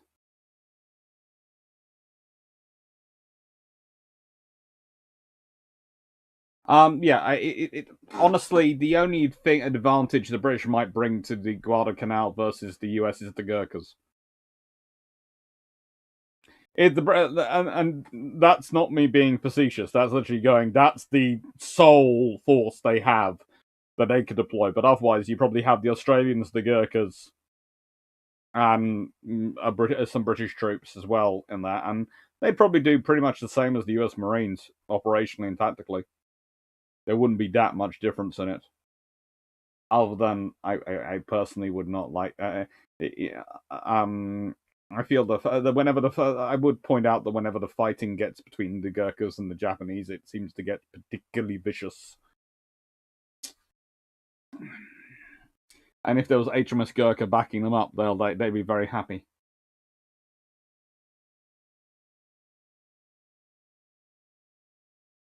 Shumak, are you excited for the Rule of Waves expansion? Always.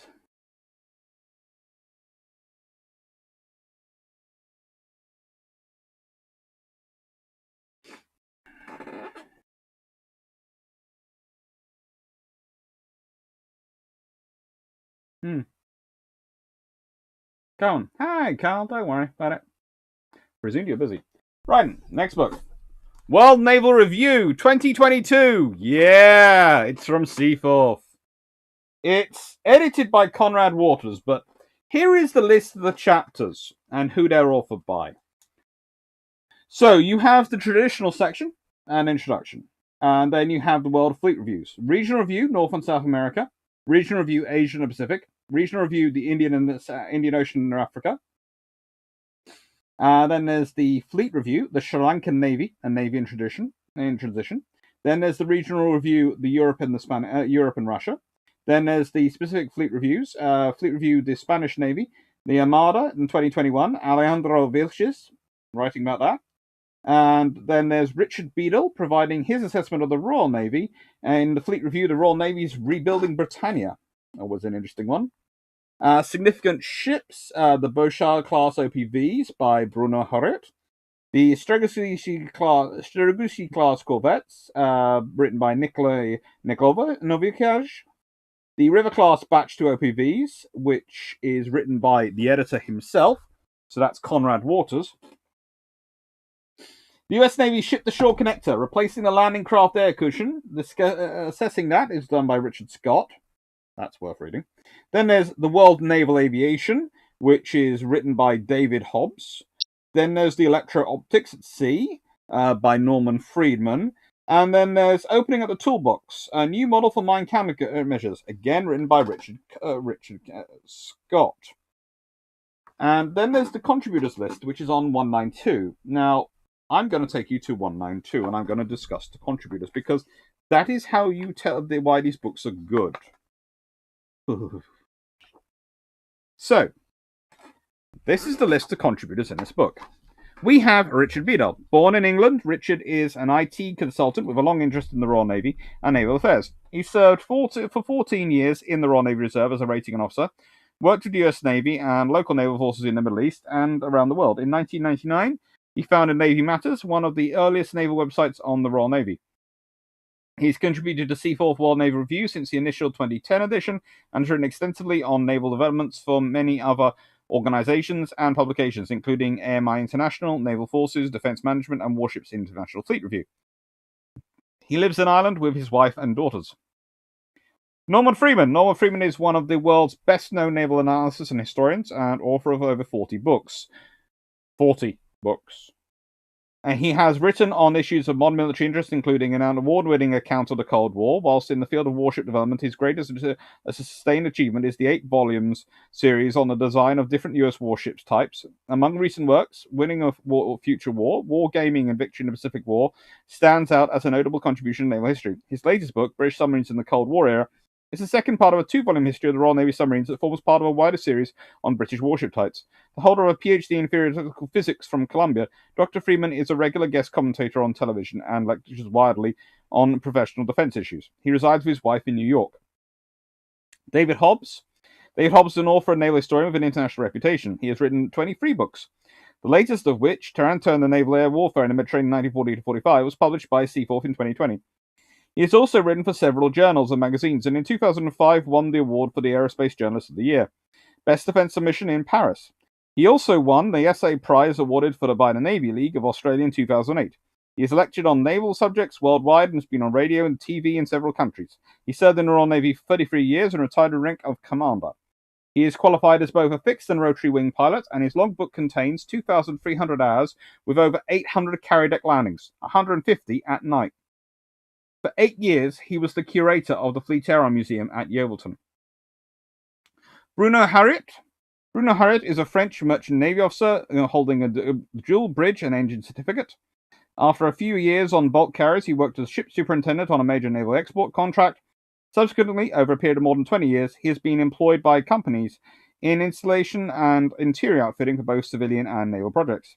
Having worked on naval projects in different countries, he is particularly interested in comparing the varying design solutions adopted by different navies.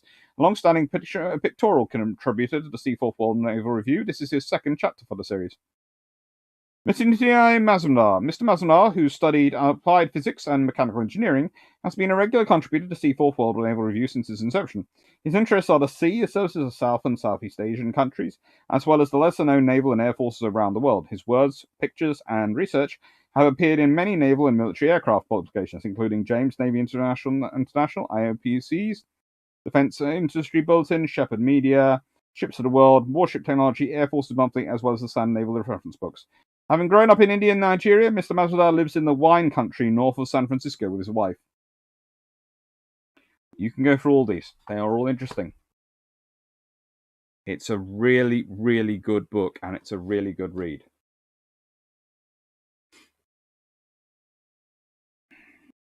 Kenry, would the RN have done better at night fighting at Guadalcanal? As I've said before, it always depends on who ambushes who. If the RN ambushes the Japanese, they probably win. If the Japanese manage to get the jump on the Royal Navy, they might well win. The Japanese night doctrine is to snipe from distance with their torpedoes and long lances, especially, and that's what they are really sort of focused on doing. And they maneuver and long lance, maneuver and long lance. The Royal Navy's is to get close and smash with gunfire and torpedoes at sort of medium to close range.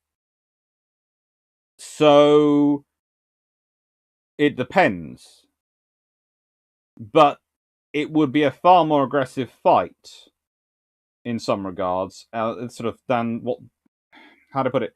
Especially in some battles, it's some of the American commanders. Some American commanders are very aggressive and very good, and some Tassafarunga is a good example. It's just a case of, oh, what happened?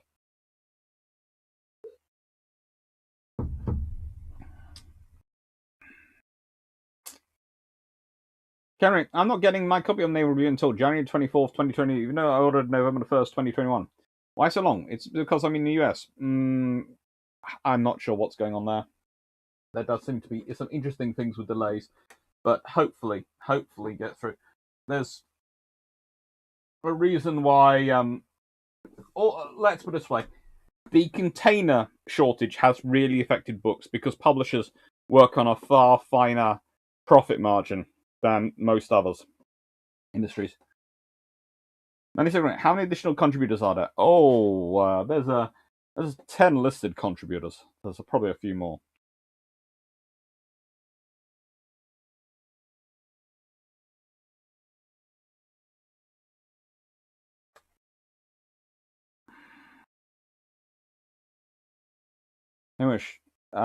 Yeah, but honestly, by 1941 and even before then, I would say the U.S. Marine firepower and the British firepower was broadly speaking equivalent. Different, but equivalent. That's the thing. There are differences in their firepower and their unit structure, but I would say they're equivalent in that the gun types chosen and the weapon and some of the support weapons balance each other out. Plus, they have some interesting specialist weapons which would affect things. So, as I said it would be broadly speaking the same. My only difference is I think that, as I said, the only difference I said was if the Gurkhas are there, then it's going to lead to some very interesting close quarters fighting as well. But broadly speaking, it would be probably about the same happen.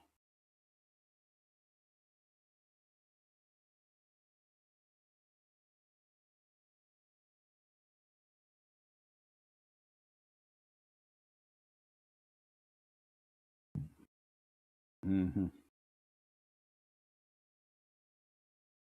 3 minutes of talking head on the History Channel on time. You've probably seen him.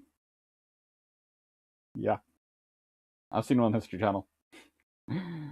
Also, let's put it this way: one of the joys of my life, and this is one of the things which if ever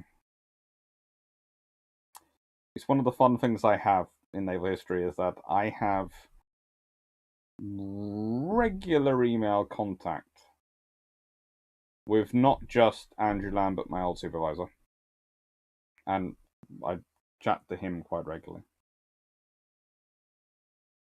but also Norman Freeman, because I've met him at a couple of conferences, and he's liked my work. He has a particular book topic he would like me to write, and he keeps nagging me to write it.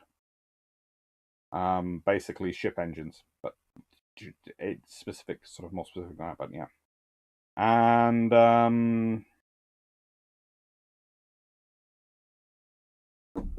Nicholas Rogers, and there were unfortunately some of the also Harry Bennett.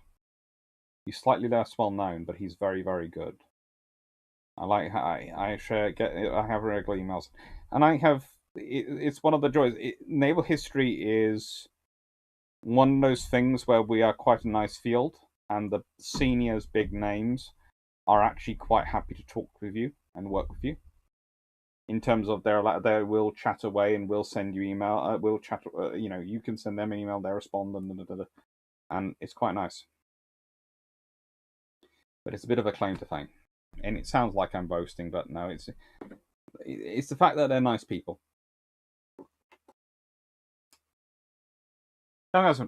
Ristoguchi class. I risk when a US officer looks at him, and then the LCS, he will cry or she will scream. Yes and no, but they're built for different things. This is again one of the points I keep trying to make people is if you build, you can take a Sigurussi class and that will fit the Russian warfare. But if you stick it and go Britain and go, right, you will build these, and everyone they would go, well, what are we going to use them for? Well, that's not how we do that. Well, you have to then either change your entire fleet structure so you do it that way, because ships are not built alone. You build a whole task force. You build a fleet.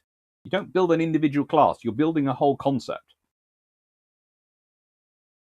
When will Freeman be on Bill Trumps? We're trying that one. Trying to get him and Hobbs on Bill Trumps. Yeah, the thing is, if I get Norman on bilge pumps, then at a certain point, Drac is just going to be going.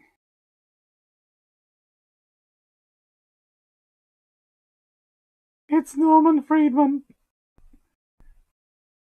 which is it's basically what happened with Andrew Lambert and Andy Boyd. It's amazing, and when you get these big names on it, we just all sit there just going. The only reason I do slightly better than my colleagues, and the only reason I do slightly better than my colleagues is because I've met them before, so it's not my first time meeting them. Just slightly better. And last book, Kaiser's Cruisers, 1871 to 1918 by Aidan Dodson and Dirk Nottelmannen. Okay, so for starters, you open the front cover of this book, and its recommended retail price is £35. And you find a chart, a Gantt chart of the cruisers. And then you go through it and go, okay. So it's very scientific and engineering. Okay, this I can deal with. Oh. Lots of plans, lots of pictures. Oh. Can take you this way. And yeah. More pictures. More plans. A lot of writing as well. But, very nicely done. We can go this way.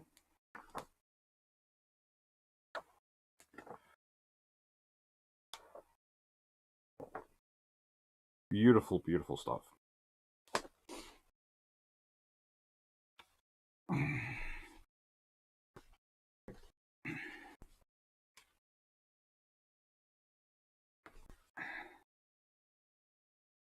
Mm.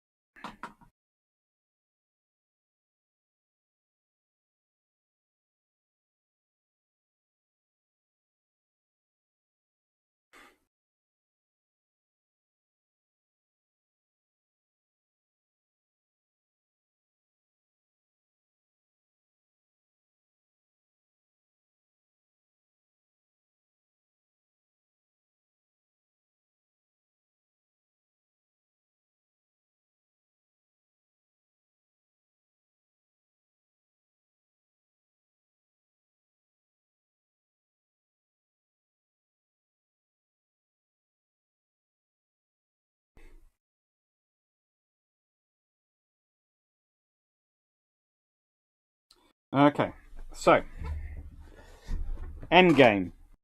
August 1918 marked a turning point in the war in the West, the German front line being hopelessly broken by the Allied advance by the end of the month. The ground offensive launched on the 26th of September broke the Hindenburg Line on the 8th of October, the rest of the month witnessing a German retreat back towards their own borders. The submarines and torpedo boats deployed to Flanders ports were withdrawn from the end of September, covered by Emden and the High Seas Fleet torpedo boats.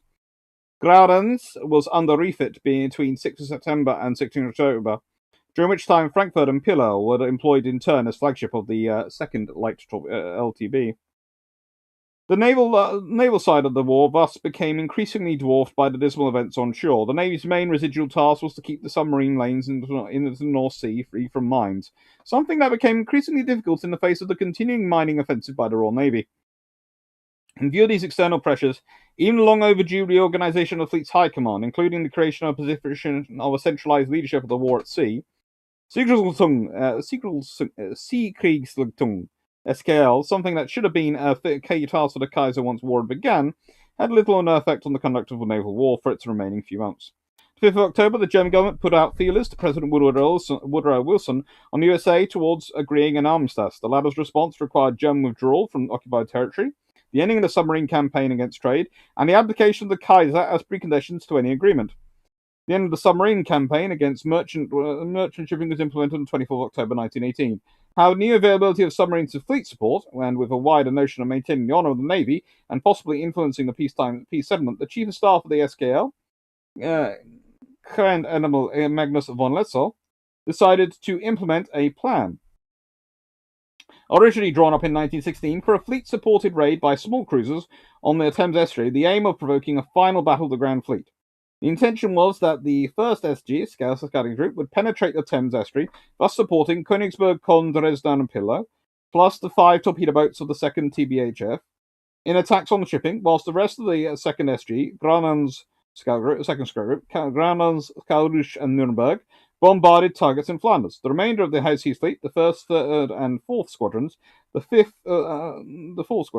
SG Scout Group, acting as mine layers, and 43 torpedo boats, were deploying distant support with a view to engaging the Grand Fleet drawn south by the Thames attack off Terschelling.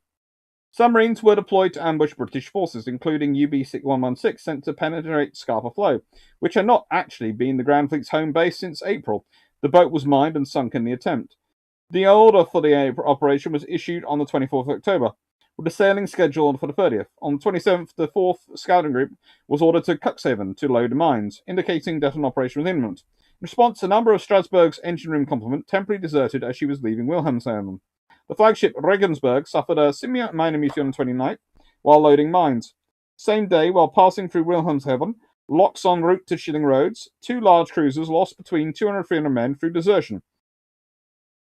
A further concrete manifestation of a widespread concern at taking part in what was seen as a suicidal act, at a time when peace was seemingly in sight.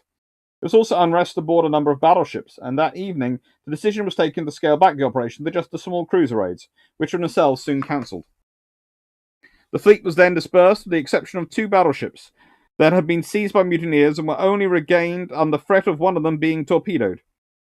Of the dispersed elements, the 3rd Squadron was sent to its home port, Kiel, where rebellious sailors from battleships soon stoked a situation already inflamed by rumours of what had been happening in Wilhelmshaven. Brems, Brummer, Rexburg, Strasbourg, and the 4th SG scanning group, plus Dresden, arrived at Kiel on the 3rd of November, and on the following day there was a standoff between Dresden and Magnov. The latter trained a turret on the cruiser in an attempt to stop her sailing for Eckernford, where she was to become a repeating ship to ameliorate some of the communication difficulties arising from the ongoing unrest. Dresden eventually sailed, as did the 4th SG, which made its way to Gluckenburg. This is a very cool book. A very good book. Stay.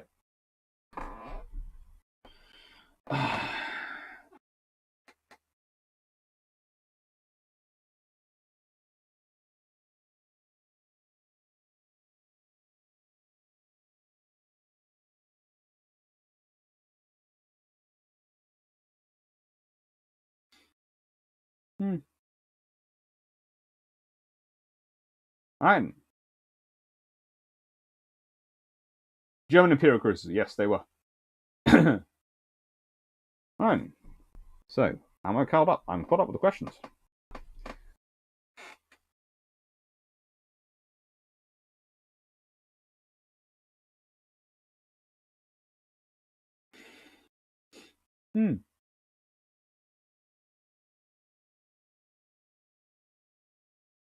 Right then. So, I'm technically out of iron brew, so technically I should call this a day. But what I will do is I'll open up one of the other bottles I've got in here, because I've got other bottles,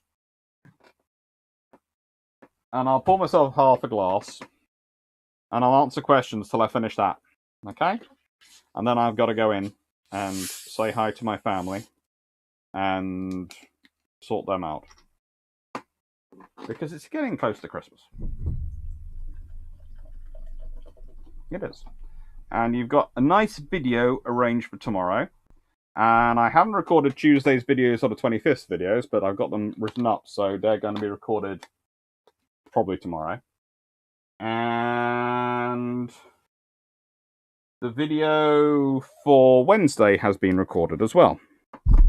So you've got a video on Wednesday. That's going to be the Beacons video. And you've got a video recorded for tomorrow, so there's plenty of stuff coming out to hopefully give you all something interesting to say.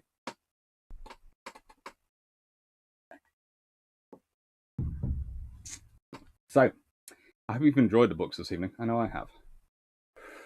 And I've also enjoyed the questions.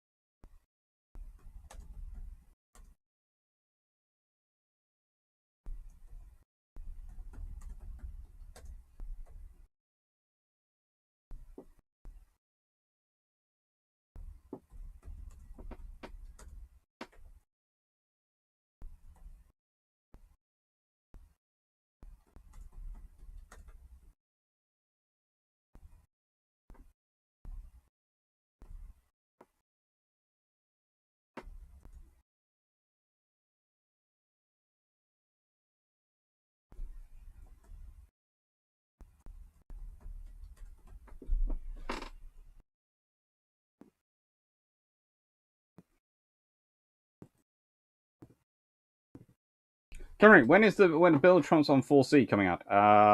That's all. We've got to record the third part of that still, but it's being going out on Drax channel. Where I keep making mistakes this evening. It's going out on Drax channel, not my channel, and it's going. Sorry, talking about myself in third person as well, which is really weird. And it's going. Jamie's doing all the editing and putting it all together, so. Soon, I think, but I'm not sure exactly when. We do need to record part 3. Jonathan Murray, favorite battlecruiser design in your opinion, Dr. Clarke? I always have a soft spot for Renowns. I just like them. The tiger is very, very beautiful. I like the big cats, but I have a soft spot for Renowns. I think they're the most underappreciated class.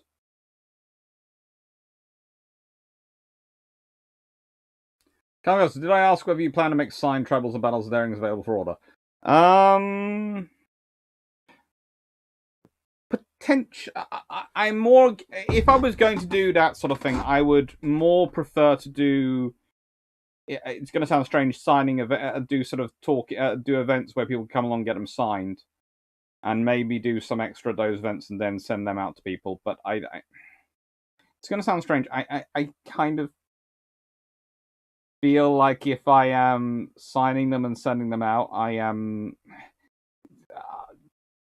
Once you're charging for postage and all the rest stuff, it just feels a bit like I'm.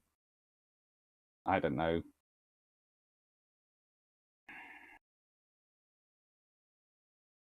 How do I put this? I don't like the idea of to make it work financially, etc. I would have to charge extra for it, and I feel that I'm sort of at that point just got my signature and just me putting a little note in it. I don't feel that justifies paying extra. So no, but I am hoping to do some talks where I get to sign some copies of books if you'll bring one with them. And my mum keeps talking about getting me a pen for doing that.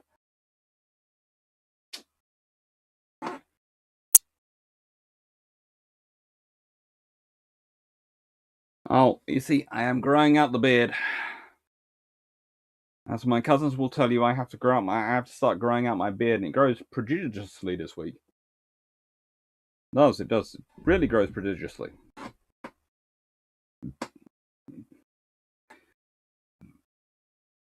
Ian Windsor, what kind of ship would HMS Iron Brew be? Of course, made in Scotland.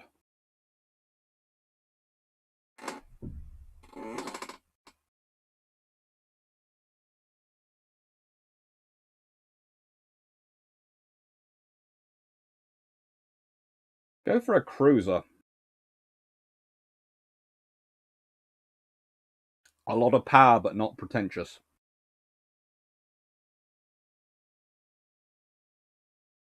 Unique. Probably a one-of-a-kind cruiser. Seawish, the Gurkhas would do very well on assaults against the Japanese, but in offense against their mass attacks, the Marines would do better simply by weight of fire. Yeah. But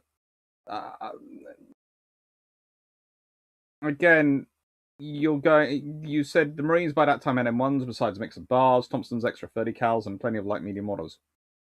So do the various British forces, which have been fighting in North Africa and various other campaigns for the last few years. And they were actually slightly better equipped in 1939 than their American counterparts were to start off with things. And they have slightly different setups, but they still are quite effective. Effective artillery and spotting, and lots of it. Again, that's never really something which you see written up as being a problem for the British forces. You remember, you are talking about the British Armed Forces, which were the only fully motorized armed forces in the world in 1939. No one else was. The rest was still getting out of various things, and the Germans never got out of using horse transport. So it's a case of I'm saying equally, because I do agree Marines are very good, and their systems are different than the British, but equivalent too. So I would say they do it in slightly different ways, but they do pretty much about the same. No, oh, you never finished what you just say of having an M16 tried to land on a carrier. I think it's a quick way to ruin a carrier. Come on, it is. It's a quick way to ruin a carrier. You are honestly going to blow it up a very decent carrier for no other reason than we're landing an F-15 on it. Oh, great.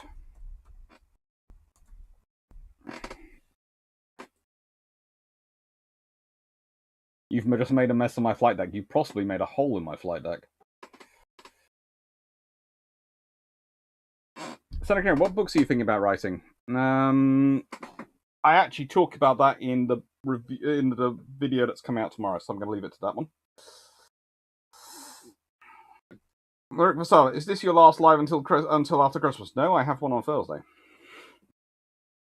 There is another one on Thursday, and there is possibly there is one on Thursday which is about submarine warfare, anti-submarine and submarine warfare and anti-submarine warfare.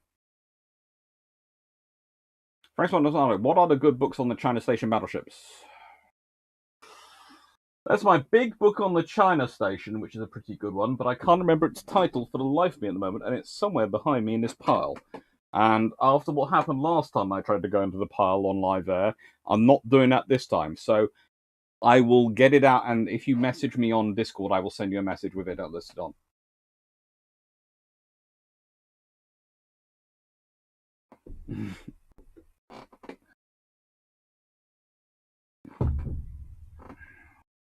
Senator Canary, how much do you make per book? You don't have to answer.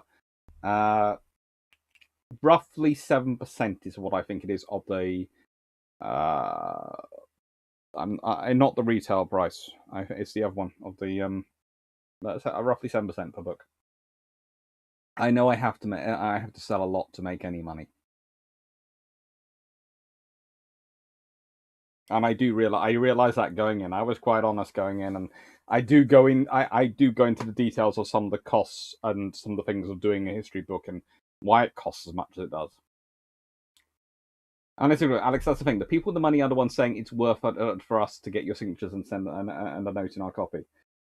Okay, I will think about it, but I will leave that till after Christmas. I've just got a car. After mine went wrong, my new car has arrived. New to me car has arrived. I've got another Impreza. I've got the next generation on, and she's lovely. She is very, very nice. She's a lovely little car, and I honestly wasn't going to get her. And the same aunt who has challenged you to bets basically went, "Why aren't you getting this car?" And then my answer was, "Well, at the moment, my bank account is brassic because I've spent money on Christmas presents. I've got I've got a tax bill coming up, and all these sort of things, and I just don't have the money, so it's going to have to go bust." And yeah, she very nicely went, "Have it done." In fact, her exact expression was, "You need a car because you need to keep making history." So she's a very nice lady in summer, and she's a very nice lady. I've said before, she just does like to make bets that are family bragging rights, but that's my family.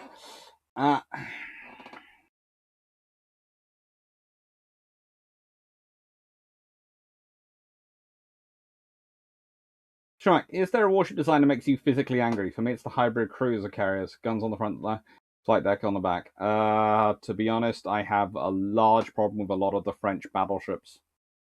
The Corvair class and me are never going to be friends.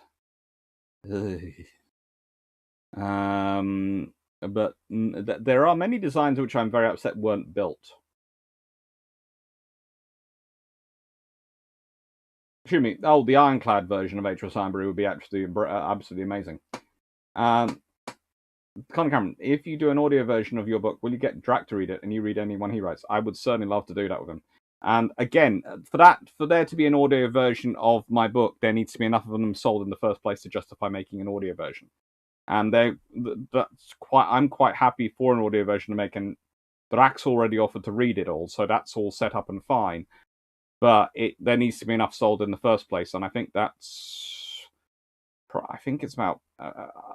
I'm not sure of the exact figures of how many need to be sold for it to be it, but I know it's quite a few for it to be justified.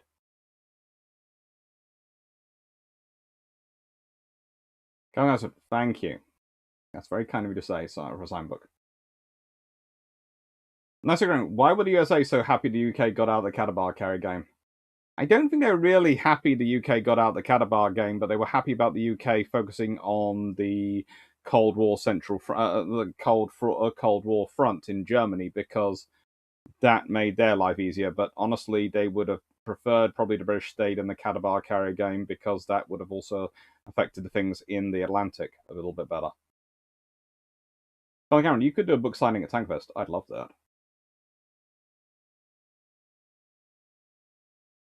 Hmm.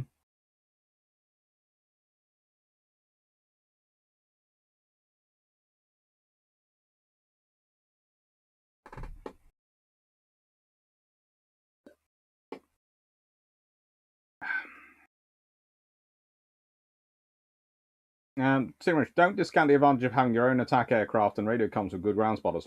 Not your. I don't discount that, but I also know how good the ground support aircraft were in the North Africa campaign from the RAF and the Army corporations, and how good the artillery were, and how good the tanks were integrated into them.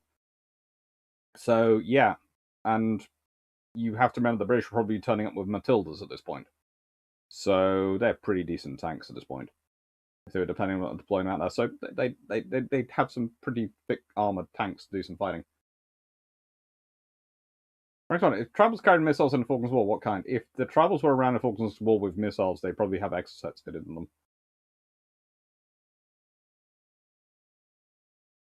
So Thompson, why didn't they use the Renown as the base of the design for the interwar 16s instead of staying with the NGNO line? Honestly, it's because they were going for something with better armor and they were trying to improve. They were trying to basically get more firepower forwards. That was the main problem with the Renowns. They wanted 6 guns firing forward.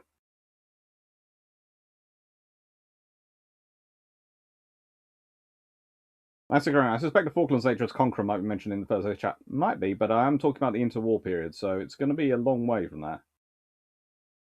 Menacing 40. What year? WRX? STI? It's a wagon. Again. And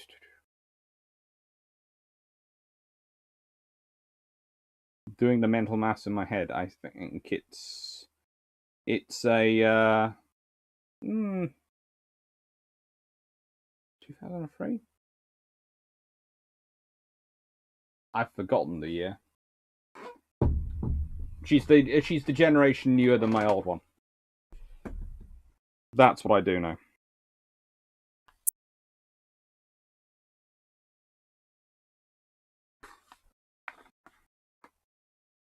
Yeah.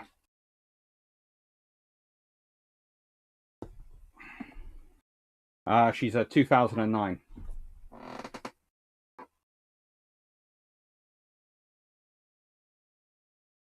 I'm sorry, if Churchill was PM in the Falklands War, what would he do? Exactly as Thatcher did, probably send the whole fleet, probably jumping up and down while doing it. Ben 45 goodness, United States Marines putting a stop to training in water with amphibious assault vehicles. How bad is that idea? Considering what's happened recently with the AAVs, I'm not surprised.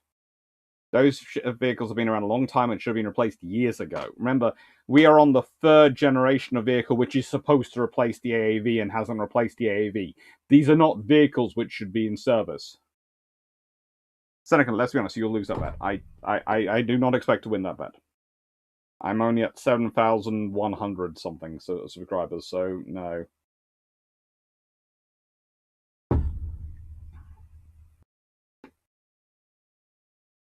Minnesota, pretty much. Although, the thing is, she actually got the number off my mum. So I just looked at my account and went, there's an error in my... Oh, okay. She's a very good aunt.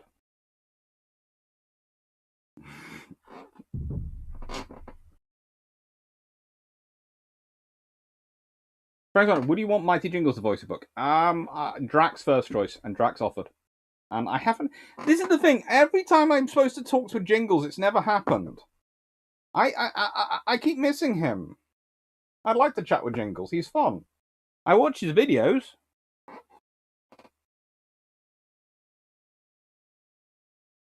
Come on, you could send out postcards with signatures. That would put that could be put in people's books. I might do that one because I do that one and I wouldn't charge. But honestly, I would not charge because I don't think it's worth it.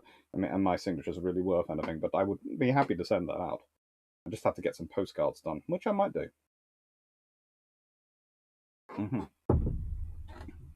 The Germans pursue a night battle doctrine from 1900. How's this affect their fleeting Battle of Jutland?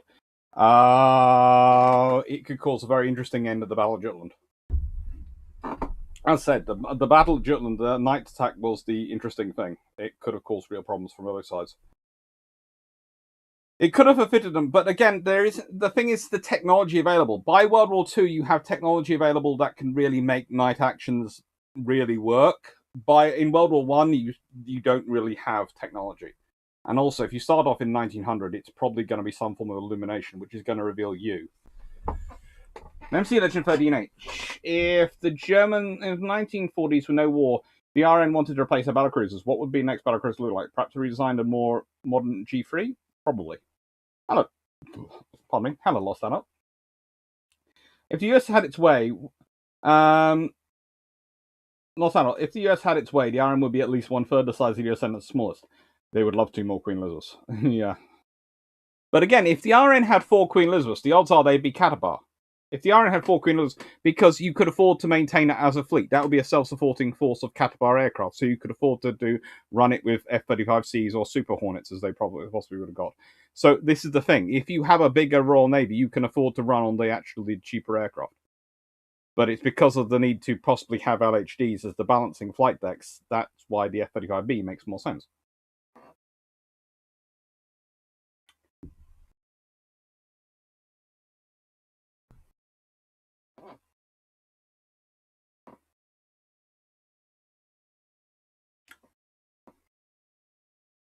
Sean Mack, for Guadalcanal, I think honestly the performance depends on who you get as an officer. Will it be as good or have as good a staff as Vandergrift? And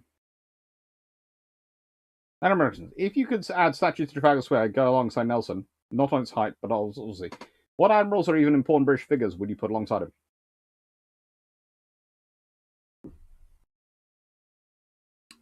Henderson and Fisher if I was going for naval officers.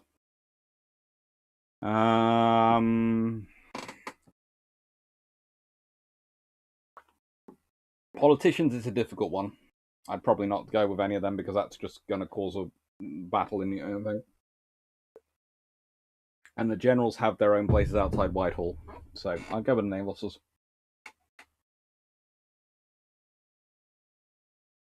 Frank Savannah, Doxy, would Churchill want to be on the carrier? Probably. Just finished the Iron Bro. So, last questions. Ian Winter, any plans to use the book cover as a print? Would love one. It's not mine to do that with, but if enough people, do know that if Pen and Sword got enough people writing to them about that, they probably would do it. But that would require a lot of people writing to Pen and Sword going, would you do this cover as a print? Because whilst the system is you pay for it to be done, Pen and Sword own that. Own the rights to it. I'm fairly sure, or the artist does. I'm not sure. I know it is a sort of thing about it, but I would love a print of it. I've asked for a print of it.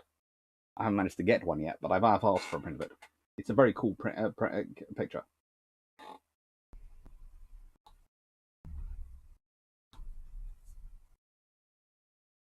Look at that. That is a gorgeous picture. That's an absolutely beautiful thing. I have tried, and I've asked them and talked about it and said, can I order a large print of it? And they have sent me the details, so I can. I might do a print for my family, but I haven't got permission to sell that. That's one. Need to get postcards. What a good reason for a trip to Portsmouth. Now, what replaced Hood as the Pride of the Royal Navy, or was that scrapped after Hood sank? Oh, probably Ark Royal would have done if she'd been around for longer, but more than likely it became Vanguard for a bit, but it's the aircraft carriers, and it's the new Ark Royal, the new Audacious class Ark Royal becomes the Pride of the Royal Navy after World War II. I think, wouldn't Bismarck run into Hood and Prince of Wales escorts with torpedoes if it chased Prince of Wales? Potentially.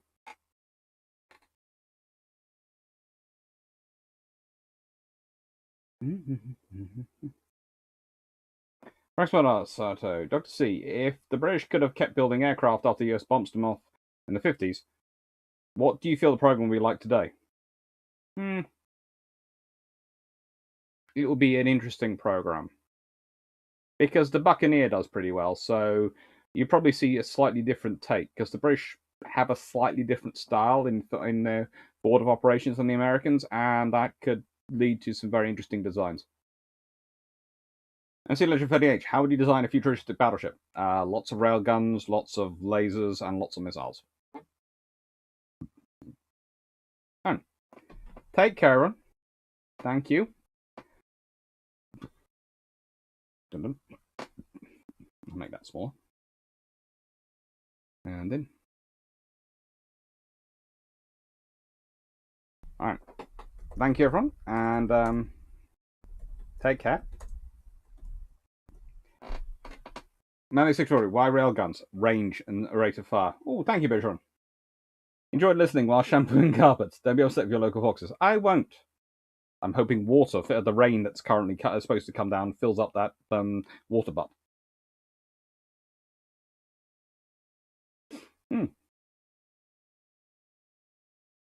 Are they planning on putting in a signing tour? Stephen, I doubt at the moment because of COVID. If there's enough book sales, they might, but with COVID, I doubt it. Take care, Staff Thompson. Thank you, Melanie6240. Thank you, Derp Squad. Thank you, Knight6831. Thank you, Calvin Gasberg. Thank you, Night Heron Productions. Knight641. The Talbot armed destroyer could probably ambush Bismarck before she could kill Prince of Wales. Probably. Thank you, JCP. Thank you, DG40. And thank you, M35 Benvids. Thank you, Rick Sava. Thank you, George Newman. Thank you, Vision. Thank you, Guy. Did the RN intend to make additional vanguards? Yes, they did. Jonathan Monroe, thank you. Take care. MC Legend 38, thank you. Yickers, thank you very much. Thank you, everyone. And have a nice evening. Thank you, everyone, for watching. Thank you for taking part. And thank you for all the very kind super chats. And thank you to everyone who's supporting the channel. And if you don't manage to join us, join me for the live on Thursday before Christmas. Merry Christmas, and I hope you have a wonderful time. And let's cross fingers, my family. I really, really would prefer to have me, have my space rather than me at the end of Boxing Day, and then I can do another live on Boxing Day and see you all after Christmas. Take care, everyone. Have fun. Thank you, Bug Guy 1829. Thank you, Sean V, and thank you, Steve Windish. Take care, everyone. Take care. Bye bye. And